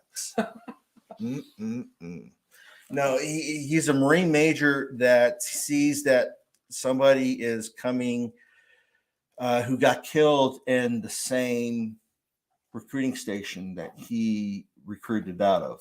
Okay. And that was in a different state. That was like, I don't know, Arkansas or something like that. I can't remember, right? But it turns out that he was from Wyoming. So he already volunteered to escort his remains across the country. Okay. So he drives up to Andrews, and that's where my first landing place was, in Andrews. And he receives the remains, goes to Dover, or maybe he goes to Dover. And he goes to Dover, and he goes through the whole process of what he's supposed to be doing, what's expected of him. And the story is of his journey across the United States to the final point of disposition, basically to the funeral home, to the gravesite. And there's people who supported him along the way, people who served with him, people who toast, and it's of that journey. So my story is before Taking Chance. It is the battlefield, taking him from the battlefield and sending that person on their way. And through that flight would be Taking Chance, is where that major would pick up, of receiving the remains and going all the way to taking him to the final point. Yeah, but that goes back to like, it's another movie. Like, I don't think anyone's making a movie about what you guys are doing. But I think it needs to be made to fill in that block, but really trying to convince Hollywood to get on with the rest of the country. Well, I think it's hard for somebody to understand. Like, the fun thing is, you haven't read the book, you have to understand what we're talking about. Right. But like you keep talking about the one case you're talking about, the one mission you're talking about where someone was misidentified. I wish the family would get a hold of you and talk to you to understand what's really going on, because I hope maybe that somebody has told them what really happened, because a lot of people just think like, how the hell can a Bradley get blown up and they not know who people are? Well, I tell you what, there's a lot of the scrutiny that goes on. It's like, it's crazy that the scrutiny of, there's no scrutiny for the point of when you guys. Well, after in the movie, like they know who it is. The hard part's been done. You and your team did the hard part. When you're fighting a war, you don't expect to have CSI assets on the scene. You don't expect to have of course, I've been drinking, so I can't really speak this word. Things that can determine what metals are what. Discern. Yeah. Hello, I'm a Marine. That was the best I leaned forward to. Metallurgy? Is that what we're talking about? Yeah, metallurgy. Look at that. Hello, boom. Army. See, I can't with that. Boom. Officer. I think that might be the one. Sorry. But, basically, but people expect to have all of the assets out there to determine what, but people don't grasp this is an actual battlefield. Yeah. You go out there to the scene, you're going to get popped. You have people, not just one or two or three, but every person you look at for the last 20 miles wants to see you dead. Yeah. So these are so you can't apply what happens here in the States and what happens deployed. Well, no, I think, but correct me if I'm wrong though. Like this is something that I think you were in. We were in the time when I don't think we thought a lot of things were going to happen, and we really thought things through about what was really going to happen. Does that make sense? What I just said? But there's a lot of things in paper. They sounded. In paper they sounded great. Like you used to be I need another casualty collection point. Casualty collection point, right? Yeah. And then mortuary affairs. There's our war changed a lot of things, the way the battlefield moved and things happened. I don't think a lot of people knew what was happening. I think your MOS is a great thing. All these things, they expected all these things to happen. But you talked about the case we're talking about. The first one was actually you guys weren't still in the combat zone. The second one, you were actually, or do I have it messed up here? I don't know. I'm trying to figure out. There was one that you were still. The one with you guys misidentified or not? There was a misidentification. No, that was in a motor pool, right? Or not a motor pool, but a forward operating base, whatever you want to call it. Yeah, right. We did that initial search and recovery at Camp Ramadi. Right. So and in a secure place. So it was in a secure place. Okay, that's what I thought. They brought the vehicle back on a low boy, right, which is a low trailer. They brought it back, and it was missing. It was literally no shit. Here's the floor. It was Get on camera. It's like what? This high. Yeah. As high as the tracks were. There was nothing above it. If you ever seen a Bradley, they're way big. It's a lot bigger. It's a lot bigger. This is the tall as the tracks were. Everything above it, the ceilings, literally, I could almost touch your ceiling, guys. The top of a Bradley would be way above that. So everything from here up was gone. Everything that we were dealing with was just a jumble. I mean, if you run machinery, metal, wiring, melted pieces, and body parts in a blender, that's what we're looking at. Yeah, but that's my point. I think you make is like that one. I wasn't wrong about that. But the second time you talk about the Bradley, you guys were still on the road when ID hit. That first case you're talking about you don't feel like you did your due diligence, right? Could you imagine you didn't do that at the point of impact? No, that's what I'm saying. No. But that's what I'm saying. Is the second one, but the point. That's what I'm saying is like there's a lot of the doctrine. A lot of things changed at that time because we thought this is how things were going to happen. Like, could you imagine doctrine went out the window? But how screwed up? Like you have guilt about, hey, I didn't do the right thing, or like something felt this way. But if you would have done it at the point of impact, you would have never been able to do your job, right? Right.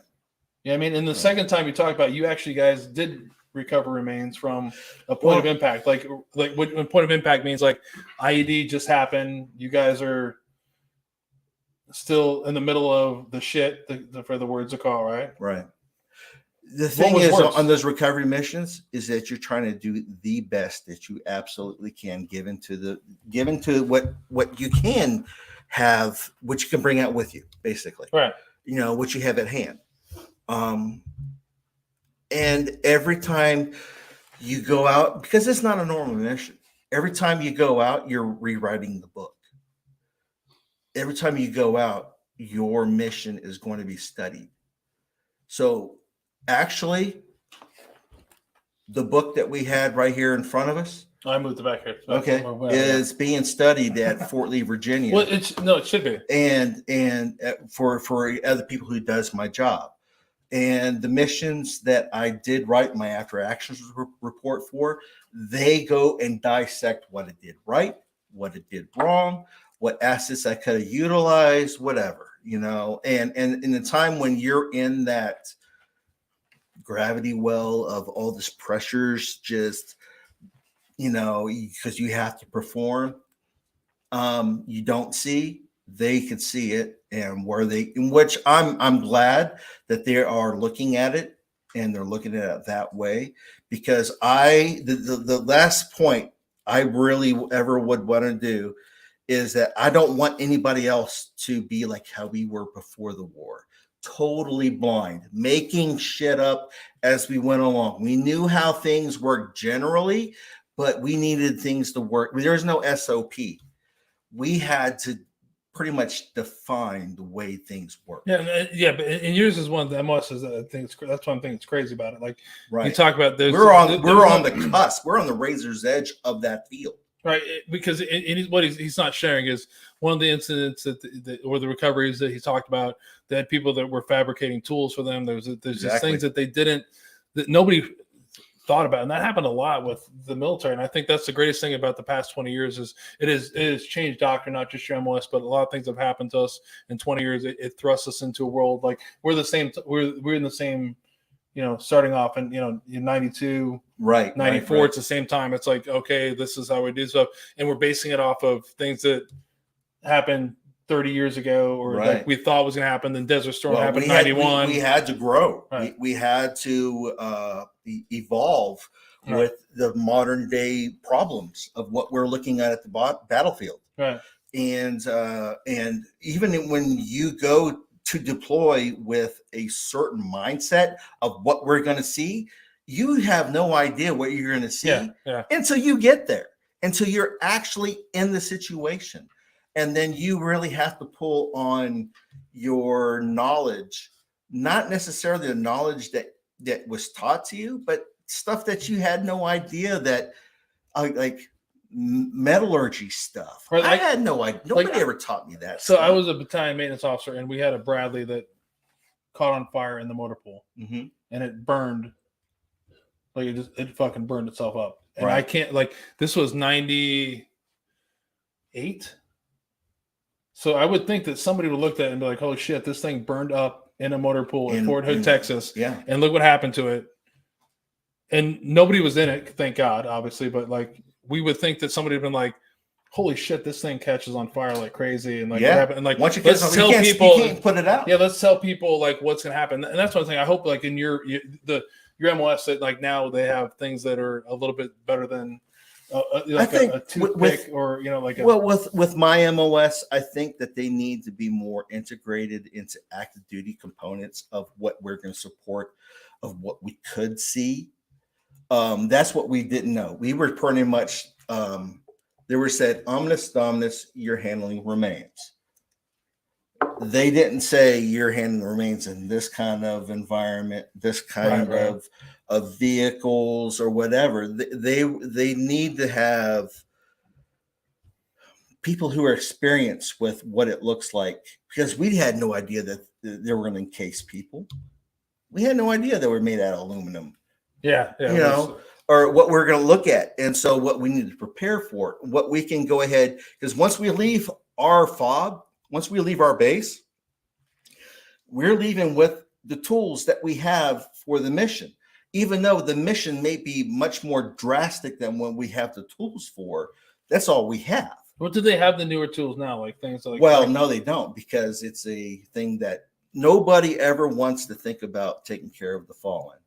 Everybody wants, this is a plague that's on DOD wide. People wants to be the first people to kick ass and take names, but people don't want to be out there to look at the logistics of what it takes to do that.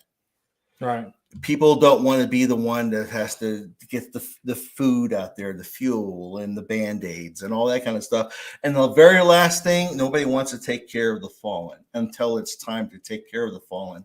Then everybody's tripping over themselves. Nobody thinks about that until it's time to do it. And it was that way when we were there in OIF-1. Yeah, I think I would hope that things have changed by now, where there's technology that can help with some of the things you're doing, like be able to identify things on site. I mean, if you need to read the book, and if you have any pull, like you said, this is at Fort Lee now. Yeah, Fort Lee, Virginia. So Mike Siegel, who just one of my battle buddies, who is now the quartermaster general at Fort Lee. Really? No shit. Yeah. So Mike, I know Mr. Hammond. Mike, read the book, Mike. Have your people call Chris. It's actually required reading. Mike. Yeah. It's required reading for all their staff and officers. Though. But no, I think there's some things that's the one thing when I was reading it, if you always look at, I don't know if people, I can't say that, because how I look at things is, when I was reading it, I found the things that you guys were set up for failure. Like, does that make sense?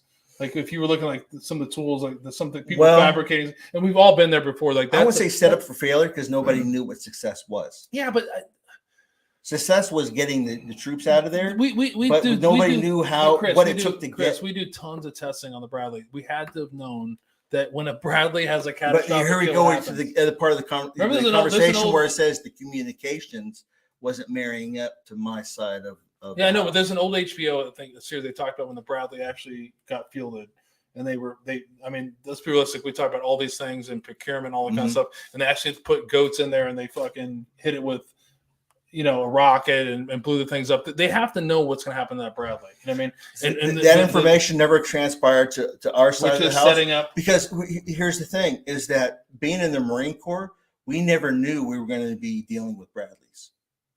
We were always going to be dealing with combat deaths. But it's the same thing. But it's the same thing with the M1. But see, we didn't know that we were going to work with Army until we were in theater, and the Army was in charge of a lot of the areas around us.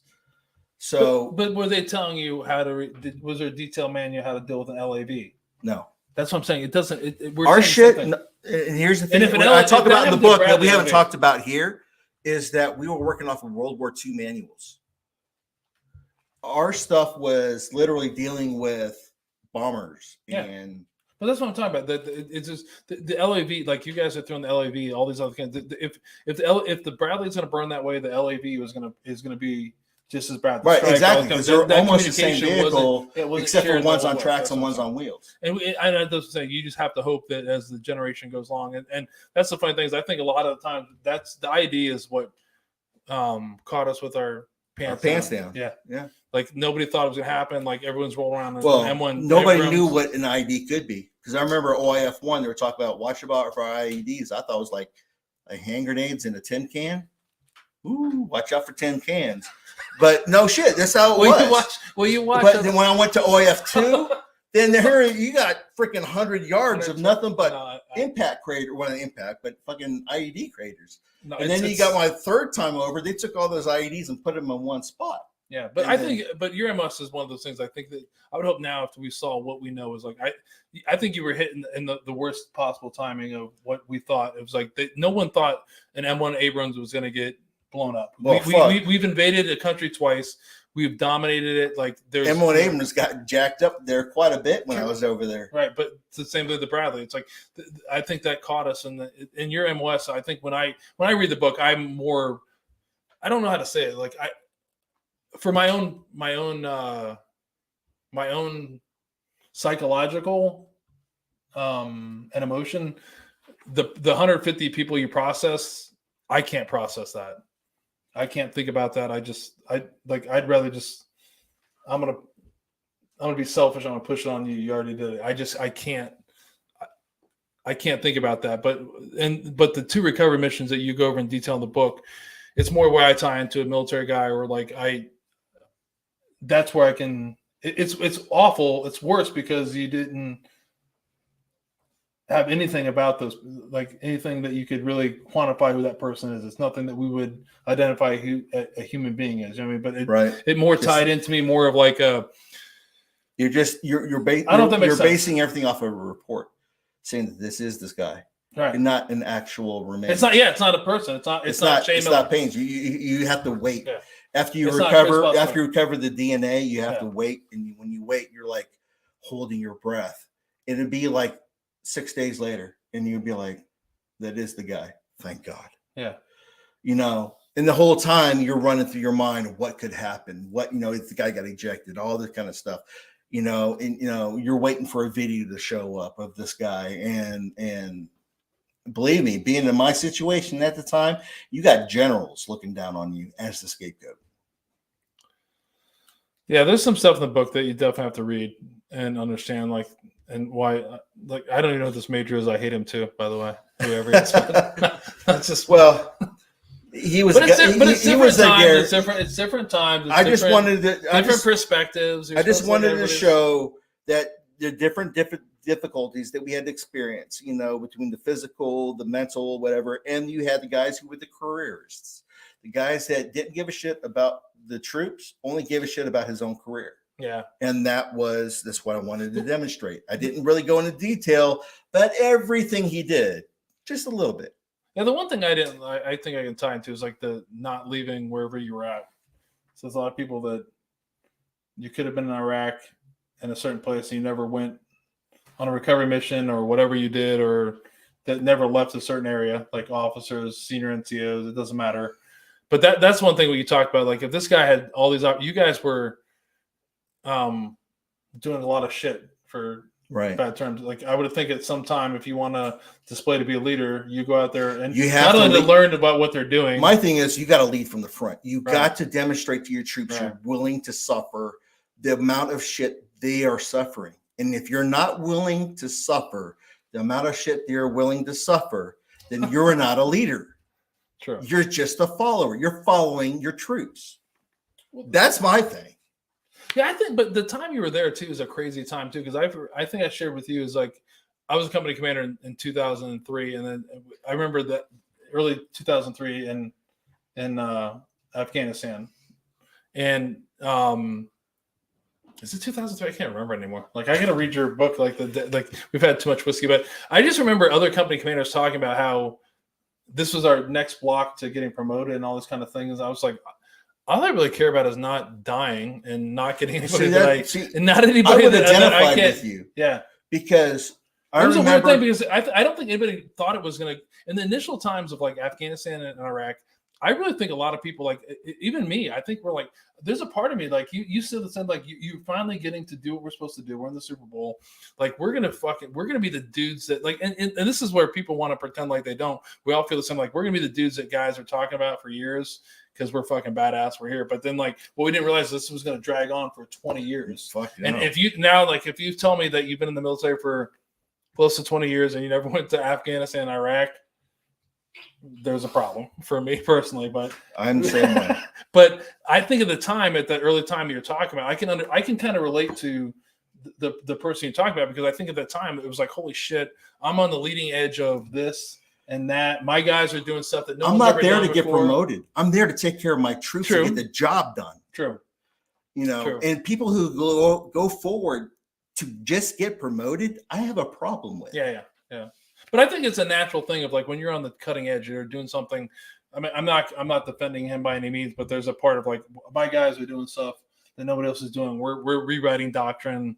Right. There's a part that you feel like you're important. You feel like you talked about in the first few minutes of it, like I'm catching up to my dad, or I'm doing something. I'm overachieving. I don't think it's always.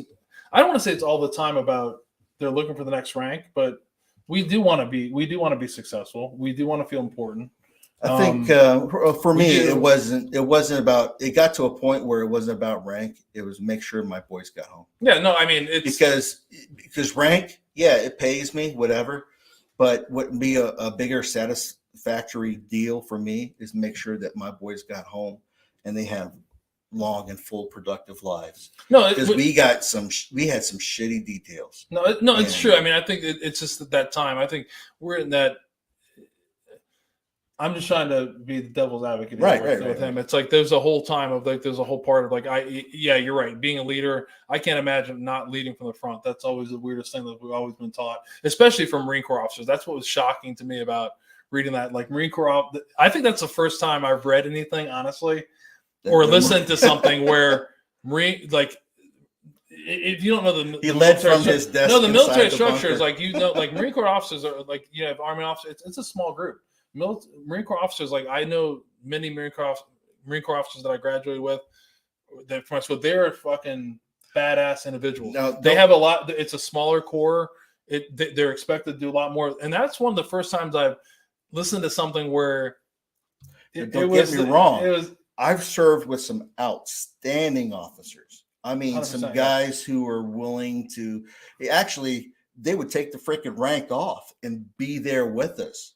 And those guys, I mean, you treat them like another NCO or another Marine, and the ranks was off. It was the level of respect, the reason why we followed them. It's not the rank that they wore, it was the level of respect that led them through whatever situations. Now, it was with the guy that we're talking about, it was that he was only there to gain rank. Yeah, and I read it too. I also look at, like, Jason and I talked about this. We talk about the military stuff behind the scenes. You guys didn't really know what you were doing, right? Nobody knew what you're doing. Nobody knows what you're doing on that side, like, until it shows up. Yeah, but if you're leading somebody, you want to know. But like, you have to have the base of knowledge to know what to be able to adjust to whatever situation that shows up. You can't say that it's going to be XYZ unless it shows up at XYZ. And most of the time, it's going to be ABC. Yeah, no, that's true. Yeah, 100%. But I just think, like, I'm trying to put myself in that person's shoes as being like something that has an extreme. The number one thing about what you guys done is it's true. There's no greater honor of what you were doing. Like, there's nothing that's like that is really. I can't even understand. I can't even comprehend what that means to be able to, like, to see that and do that. There is that, but that person, you know, your organization was in such flux. I mean, of like moving around. Like, I think there's a person who's like, this guy. Yeah, he could have been the best if they would put him in an infantry battalion. He could have been. Oh, he would have excelled at it. Yeah, but he's in a situation where he has no idea what his subordinates do. Right. The people above him didn't trust anybody. And he can't. Yeah. There was no trust. He didn't trust us, and he got to a point where we couldn't trust him because he'd fuck us. And this is. I'm glad you said the word because I was waiting for it to come out. Because someone and I talked about this today. It's got to be trust. I think the trust in the military, the officers, anybody, and anything in the world is like, it depends on where you grew up. It's like, especially as a young officer, I remember if you didn't have trust in the very beginning from your NCOs, the trust, you can never get it back. And I think it's the same thing. And I think you never know. You never know how he grew up. He may have grew up as a sad. Well, I can't say that. The only thing I know is what he did when we were deployed. So no, I think it's valuable, like what you said, and it's valuable. If you don't have that trust, yeah. If you lose that trust with your NCOs, it's going to be hell to earn it back, especially if you're going to be in combat. But I think the trust is the main thing with family, though. Like we're trying to make this not all about military, but like you have to have trust in everybody. Your trust in your friendship. You talked about, like, if someone wrongs you as a friend, it's hard to get that trust back. You know what I mean? And it's the same thing as when you're leaders with that. It's as important to do that. And it's hard. Like I love talking to Jason about this. And you look back and, you know, you're like, I think I was like 22 years old when I was a platoon leader first time. 22. My platoon sergeant's like 36 years old. Nobody trusted me but to drive the car when I was 22. 22. I barely knew what I was doing with myself. 2 or 3 years later, I was married. So a couple more questions. This is a long episode. I don't care. But there's a couple of questions that I have still left. Okay. And it ties to my own. Maybe it's only one. It's combined. So Dad's name is Larry, right? Yeah. When did he pass away? 2011. So before he wrote the book. Yeah. One of the things that you talked about at the end of the book, right, the last 10 minutes probably, is that you did not share a lot of these stories with your dad. Yeah. Do you think that's a good thing or a bad thing? How do you look I think back eventually I would have shared it with him. I just wasn't in the right place at the time. I never really tried to hide anything from my dad. In fact, the relationship I had with my dad after I got out of high school and started at the post office was 100,000 times better than it was when I was growing up. You know, growing up, we were at odds with everything. He didn't identify with me. I didn't identify with him. I was the knucklehead. Yeah, it is with most kids.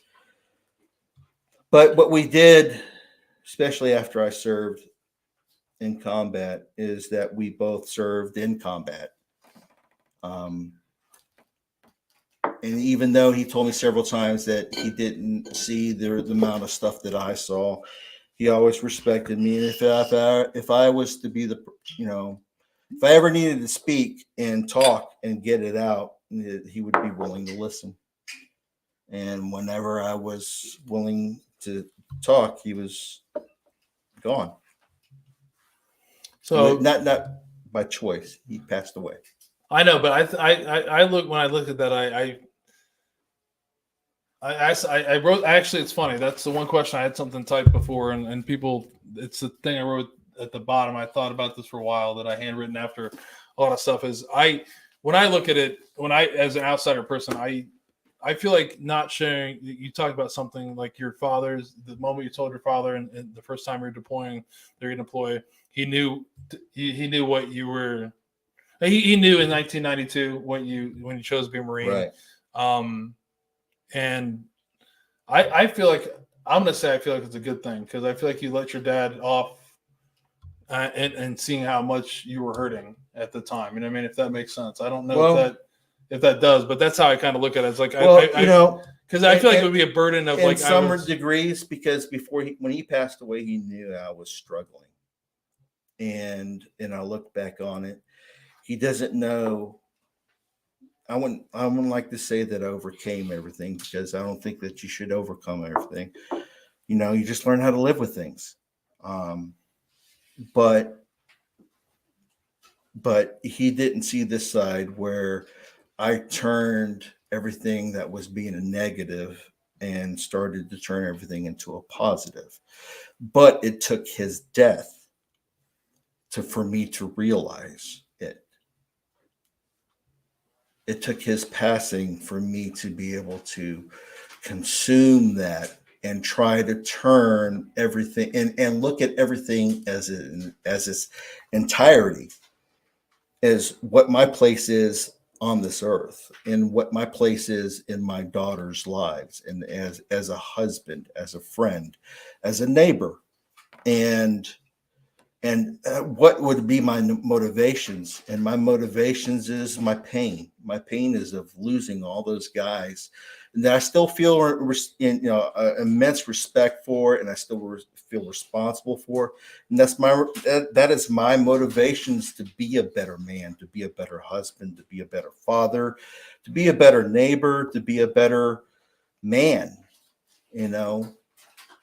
because I may not influence my neighbor. I may not influence my child. I may not influence my wife, but maybe I might influence another service member who went out there and lived that hell that we did. And maybe they might be able to incorporate what their pain is into their life, and they could make their lives better.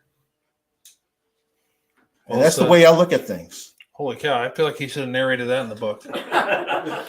But that is, I try my best at being a light instead of the dark.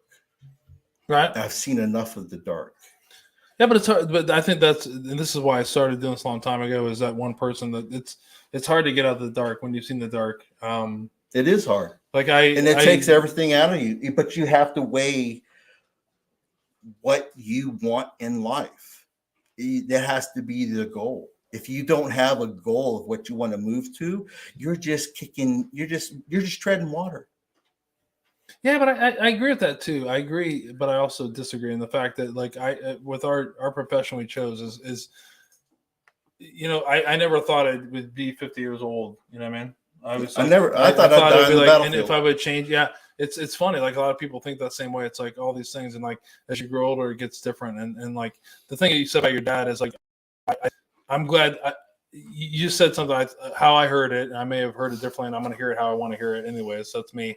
But your dad drove you differently. Like I don't think your dad I don't think our parents really want to know how much we hurt. No, nobody does. He knew how much you hurt. But the fact that he did motivate you, he's speaking to you from the same thing you talked about for the spirit of like writing the book. This book, if he didn't share this with you, but it took Chris 4 years to write the book. It's self-published, correct?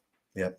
So that takes a lot of money, a lot of time, a lot of resources to do. So that's the way I think. So I looked at, that's one thing I wrote that down probably about 15 minutes before you guys came, because I look at it as a positive. I just I think our dads know we hurt. I think a lot of people know we hurt. It's natural to hurt. And going back on our previous conversations is about people with suicide stuff, and they try to run from that. It's okay. You should, like they say in the military, embrace the suck. Yeah, like you got to embrace it and learn from it and move from it. And you can't sit there and dwell in the darkness. You've got to have a trek. You got to have a way of getting out of it. Otherwise, you're just going to be where you're going to be forever. Yeah, but you said the darkness is who we are. Like I would never change. Like you said before, I would never change. The quick answer when I asked you, like, would you change 2005? Mm-hmm. I'm sure your wife Wendy would say yes. I would change 2005. But my life isn't. But my life is not 2005. I don't know, but I'm just saying, like, they go through the instant, like, hey, I don't want to go. I'm not going to that deployment. Whatever you can do, like, that's what I'm saying. Like, it's very easy for people to say, I'm going to change my experience in life. Like you said it 100% and really quick, is that to define who you are as a person. And that's the thing about all of us as veterans. What we went through, it's defining us for a reason. You have to find the reason why. I don't know the reason why for every person. I don't even know what the reason for my why is sometimes. I struggle with that, but it's definitely a hard thing. Like you said before, is our journey is important. Getting off the battlefield was really hard for everyone. Some of us didn't, but the hard journey is coming back home. Not all of us have the support that my wife or Wendy and other people have had. So kudos to them. But also, like we said earlier, is you have to find that person you can talk to. But suicide is definitely not the option. Yeah. I'm going to say that right now. And this is one of the things I get a lot of shit about this, but guess what? I don't care. It's not the option. It's a bad decision. There's many of us that will talk you through. Yeah, it's a forever decision it's a forever decision for other people, not for you. It's an immediate out. And we've been trained not to have the immediate out, right? Right. We're embrace the suck, right? It sucks. It sucks living, right? I think it does suck living. Actually, it does suck. Well, it does suck. Once you're on this side of things, you kind of look back on things. Living isn't great all the time. It's good to be alive. Sometimes living sucks. It's great to be alive. You just have to look at the small things, man. What it means for your daughter, your son, your family, and enjoy it. Yeah, but what I mean, like, I shouldn't say that, but none of us are going to live forever. What I'm saying is, like, I would say that, like, life is great.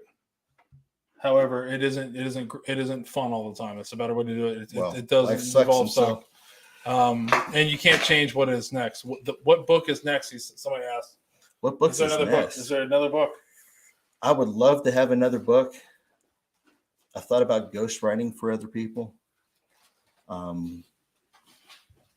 That's still up in the air. I've thought about writing about my own experiences of dealing with PTSD. And that could be a good book, I think. I will nominate that. I'll second that nomination. But here's the thing, is that do I really want to talk about all the points where I looked at myself as a loser? And that's something that I have to really go across, is because it's not, when you're dealing with your family and when the way that your kids look at you and the way that I was bawling my eyes out on a lot of nights and wanting them to get it, what it means to be to see what I've seen, but hoping that they wouldn't. I've thought about that, and I really don't know if I really want to talk about that side yet. So the loser part, that's what I got to tie on here. What are we talking about? Loser part here. The loser part of, how you beat yourself up of not being where you think you should be.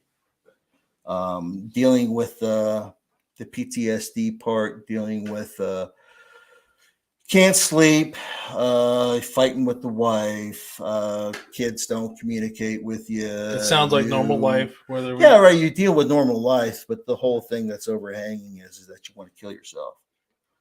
But I would challenge you, like, if there's something that I will definitely love to help you with writing that. I think this is a thing that you absolutely have to, you put a lot on the table. Like, so if you listened to the book or read the book, if you haven't, you should absolutely do it. You absolutely expose yourself to a lot of stuff where it isn't total successes. Everything isn't like, I did great. I'm great. Everybody makes mistakes, but the term loser, that's what's surprising about this thing is like, we're not fucking losers. No one is gonna really understand who we are. And it kind of sucks. Like we hold ourselves to a standard that's unrealistic.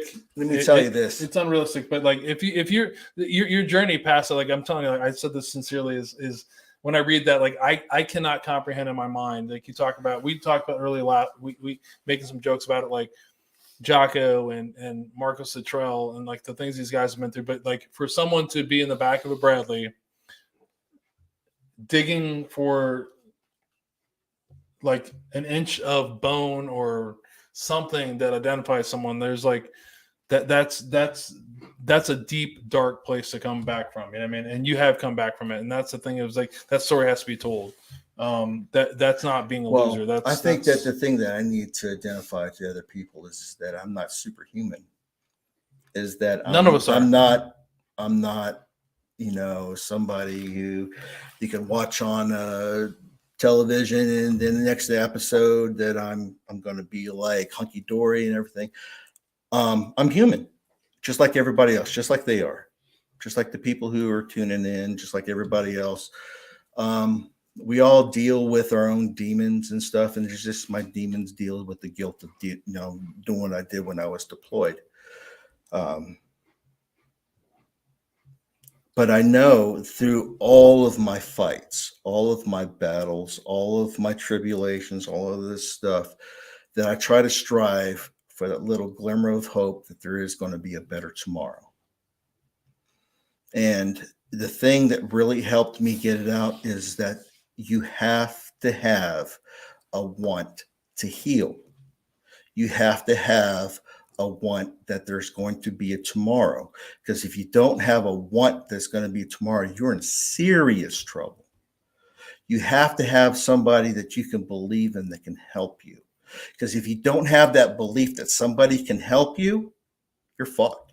Yeah. You're fucked. Because you are resigned to give up. But that's one thing is we're all here to help. Like I think that like every veteran's here to help someone. And I said that earlier. It's like the person that you're talking to may not be the person. That really fucking sucks, right? The person that you think you should be able to talk to about something to help you. Just don't give up on your first one. Yeah, you got to. Like I said, it took me trying. 5 or 6 before I found my therapist that actually gave a shit about me. Right. But therapy is you did bring that up before. Like therapy is a tough thing. Like you go in there and I've been in therapy and I there's one I didn't like at all. I felt like every time I said something, would write something down, and then like my wife would say something and she wouldn't write stuff down. I'd be like, Jesus Christ, like, did you just not hear what she said? And you didn't write that down, but you're writing down what I'm saying. So yeah, you have to. But I mean, therapy, like I'm a challenge this though, because I'm going to get in trouble because we want to get someone. I want to get a mental health professional on here, but I don't always think that the mental health professionals are the absolute way you have to go. There's some people you can talk to. There's different levels of things for everybody else. Does that make sense? Yes. The first thing is to talk about what the fuck you're feeling. Am I right? Right. Well, the thing is I that feel angry about this. You need to find a place that you feel secure in. You cannot feel secure if you're dealing with things that you feel that you can't expose. But when you're going the dark side of yourself. But when you're going to pay someone to listen to you, that's a like I get it's a profession. I'm not knocking the profession at all. And I want to be clear that like I get it, but like when you go talk to a professional, there's a person like when you leave in an hour and 50 minutes are going to talk to another person about their problems. I think that's an issue that you have to understand. Like the professional person is absolutely the way to go. However, if that's not working for you, just the first thing you have to say is I have a fucking problem. I don't like who I am. I don't like this. I don't like that. Just say it to someone who you feel comfortable with, friend, family, whatever. To be patient. That's where I get the most satisfaction from. I think that's the problem. Is like, To be patient. yes, I understand that there's there's professionals out there, but also, does a professional really know you? Does that make sense? Right. Like, how long like I did it take said, to I went build through that 5 or relationship? 6. I had There's one people guy that that kicked me out after 40 minutes of talking, and it was supposed to be an hour and a half talk. You know, and after that, it turned me off, and he was the last dude until I got the guy who actually mattered, and he was, I thank God that God put him in my life at that time. He was with the Air Force, and I was like, dude, an Air Force dude? But, talking about Marine stuff, and he used to travel the routes in a freaking Chevy. I forget what it was, timber, whatever it was. He used to go up between fobs from Kuwait up to Iraq and back and forth every 2 weeks. ID went off, lifted his vehicle up, blew all the windows out of his vehicle. But I was able to talk about exactly what an IED, what happened to me. And I didn't have to explain what an IED was. Because I've sat in front of people and they were like, after 40 minutes of talking, what's an IED? Are you freaking serious? I've sat here and talked to you this entire time. Have you not ever watched and you don't know what an IED is? I'm wasting my freaking time. I'm out of here. Yeah, no, which is true. But I think the key thing about our what's going on, it's an epidemic. I think it needs to stop, and that's one of the reasons I talked about this. Is if it saves one person, I'm absolutely the worst person to talk to. I feel like. Because you're gonna get what I think is like, no, I mean it's my personality. It's like dude, but don't get me wrong, I'm the first person. If you call me at 1:30 in the morning, I will answer the phone if I hear it, but I normally will. But I think it comes down to, I think with the hurt is always going to be there. You have to learn to live with it. It's natural. Like how can you not be hurt? How can you not feel guilty about forget about I just went back to the theme is for me today is like, I'll never get over my dad's passing. Right. I just have to learn to live with it. Even though he didn't die in war. It's the same thing. It's just I have to learn to live with it. It's like I used to explain to people, it's like learning once you get diagnosed with diabetes. It's not that it's a death sentence. It just means that you have to live under a certain term of conditions. No donuts. No donuts. No pancakes. Whatever. No, sorry. But what I'm saying is that it's not the end of your life. No, it is the end of your life is what you determine it is. But if you look at it as a death sentence, it will be a death sentence. But if you look at it as a way of saying, okay, I understand that, and I have to incorporate all the shit I have to be able to understand, get myself out of all those stressful situations when I feel that they're coming, and I can live a long and full and productive life. And that's the goal. That's the goal of living a long and full and productive life. We've seen some fucking horrible shits that people should never fucking see. I don't wish war on anybody. Which makes me laugh, because if you think about the days, like we always like, I don't think I felt that way a long time ago. I felt like I needed my war. I wanted to be like, this is awesome. This is gonna be the greatest thing in the world. This is what it means to be a man. Be a man. Yeah, exactly. Like I'm gonna like like I never read the vibes from my dad, like those vibes. And now my goals to be a man is I hope I die old in a bed surrounded by my loved ones. I hope I grow a garden that they can benefit from. No, true, 100%. That's 100% the truth. That's funny you say that, because that's at the time when you're starting off in your career, we have. Andrew is deploying now. Like he's a friend of ours who's in the podcast. He's getting ready to go in the harm's way. I wish he didn't have to go. And the times have changed. Now he's older. He has much luck to him. Yeah. Best wishes. He needs to get back home. We're gonna send a lot of stuff to him. Not underwear and crappy stuff, like underwear, butt wipes. Beef jerky. We're gonna send a lot of stuff. It'll be a good thing soon, but. And wagyu beef, wagyu chili. No chili. We're gonna Can we like freeze dry the chili inside Freeze-dry it? Freeze dry it. You're not getting it, Andrew. So just enjoy that shitty food you get at Fort Bliss, and that's what you get for re-listening. No, but Chris, thank you for coming on. Hey, it's my pleasure. It's an honor to be here with you. I mean, I'm truly honored, honestly. Like you say that, but I'm truly honored. Like Chris has been on many news. He's like, yeah, I've been at the news. I'm kind of a big podcast. deal. Book, yeah, like Jocko, Tonto, Marcus Luttrell, Soft Rep Radio. He's like, name him like, hey, Shay's gonna leave. My drive behind this is to be able to get the story out and be able to identify with other veterans that are out there is dealing with a lot of PTSD issues and dealing with readjusting and just to realize that you're not alone. No. I mean, for a long time there, I really felt like I was alone, but you're not alone in this. And it's always better just to reach out and to get with other veterans and build a community of support and healing. You don't really have to sit there and talk about your service. You just go out there and go fishing, go hunting. You know, if you're into it, go shopping. It doesn't matter what you're doing. I mean, just go out there and build the community. Yeah, and I truly thank you and Wendy for coming. Wendy, I'm serious about having you on for the first spouse. My wife will not do it, so Wendy is next. But I'm truly honored, Chris.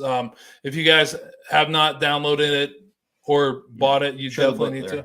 You definitely need to do it. You need to get the book. It's a heavy book. It's great. It's extra wide font. It does have some pictures double in spaced. It does come with a crayon kit, and there is some coloring pages in there for you. But no tougher duty, no greater honor. So I had to ask, what's the L for? L Christian? L is Lawrence. Lawrence. My grandfather, my father, and I are named Lawrence. Awesome. It's our tradition in our family. Awesome. Every firstborn son. So you asked me to read. So we went too far, but he asked me to read something. I'm going to read another quote from the book. I didn't. And tell it's him very quick. I didn't tell him that I was going to read something earlier, but he said that I asked. We already know what Wendy said her favorite part was, and she totally shocked us. Same day. I feel like she knew that, by the way. That was totally crazy. I was like, oh. And by the way, today's my sister's birthday, by the way. I have to tell my sister Natasha happy birthday. Happy birthday. But I was like, oh, she got us. No, but I asked him, the book is pretty thick to read it, but the author's note, and I read it, I heard it before and I read it earlier.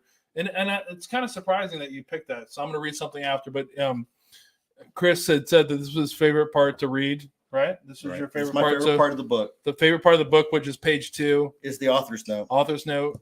He's the author. If you guys don't, if you haven't been paying attention, this is a work of nonfiction. However, I do acknowledge that the years may have distorted some of my memories, but I remain truthful to the best of my recollection. I have changed a few names to protect the identities of the living, and I have altered a few names of the deceased because I could not contact their survivors for permission. However, with the consent of a few families, I have kept some names of the fallen intact to honor their sacrifices to our nation.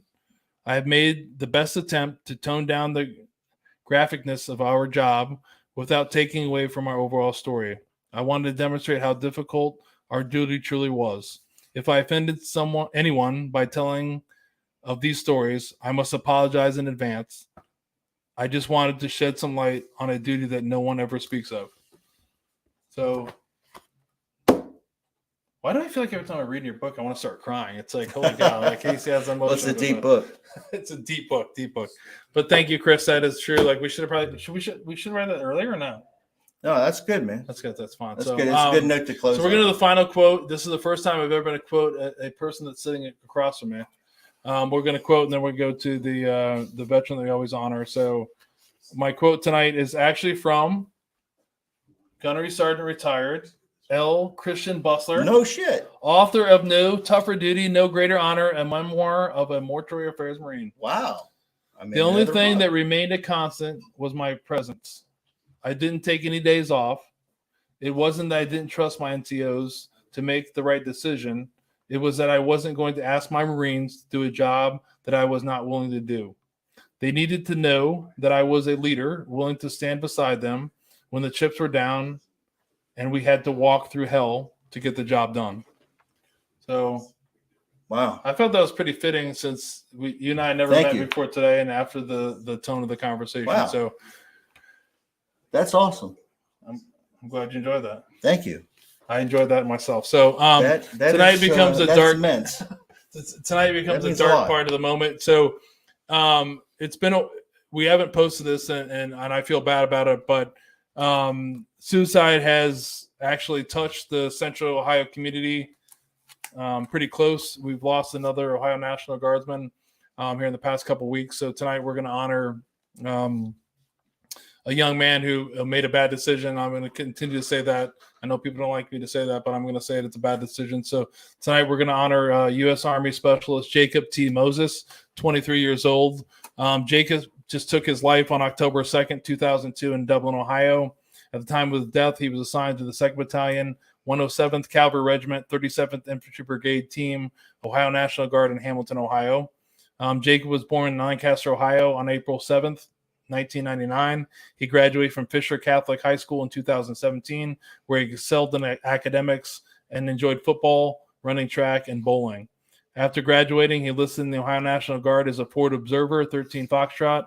He was mobilized in 2020 and served at the Mid-Ohio Food Bank Collective. Jacob had a beautiful smile that could light up the room and was always kind to everyone that he met. He loved the outdoors, especially hunting and fishing, and volunteered every Friday night at the Mid-Ohio Food Collective. Jacob was survived by his parents, Thomas and Melissa Moses, his brother, Abraham Moses, and his sister, Michaela Moses. The Mid-Ohio Food Bank, his parents have asked that this has happened just recently, but definitely if you can, make a donation to the Mid-Ohio Food Bank.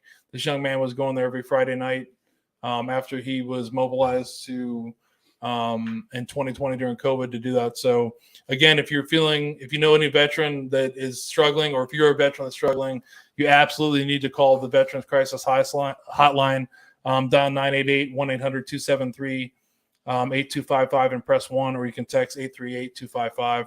And like I've always said before, you can get a hold of me on DM or call me. But like Chris and I have talked about today, find that person, text that person, call that person if it's not a profession. But definitely the professionals are out there. And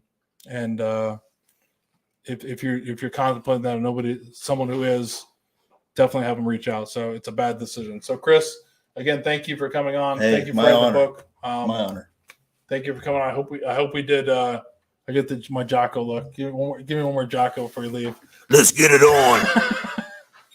Well, thanks for coming on. We'll see you guys in a couple weeks, and we're episode 18. Thank you, everybody. Have a great Sunday. We pushed it to the limit.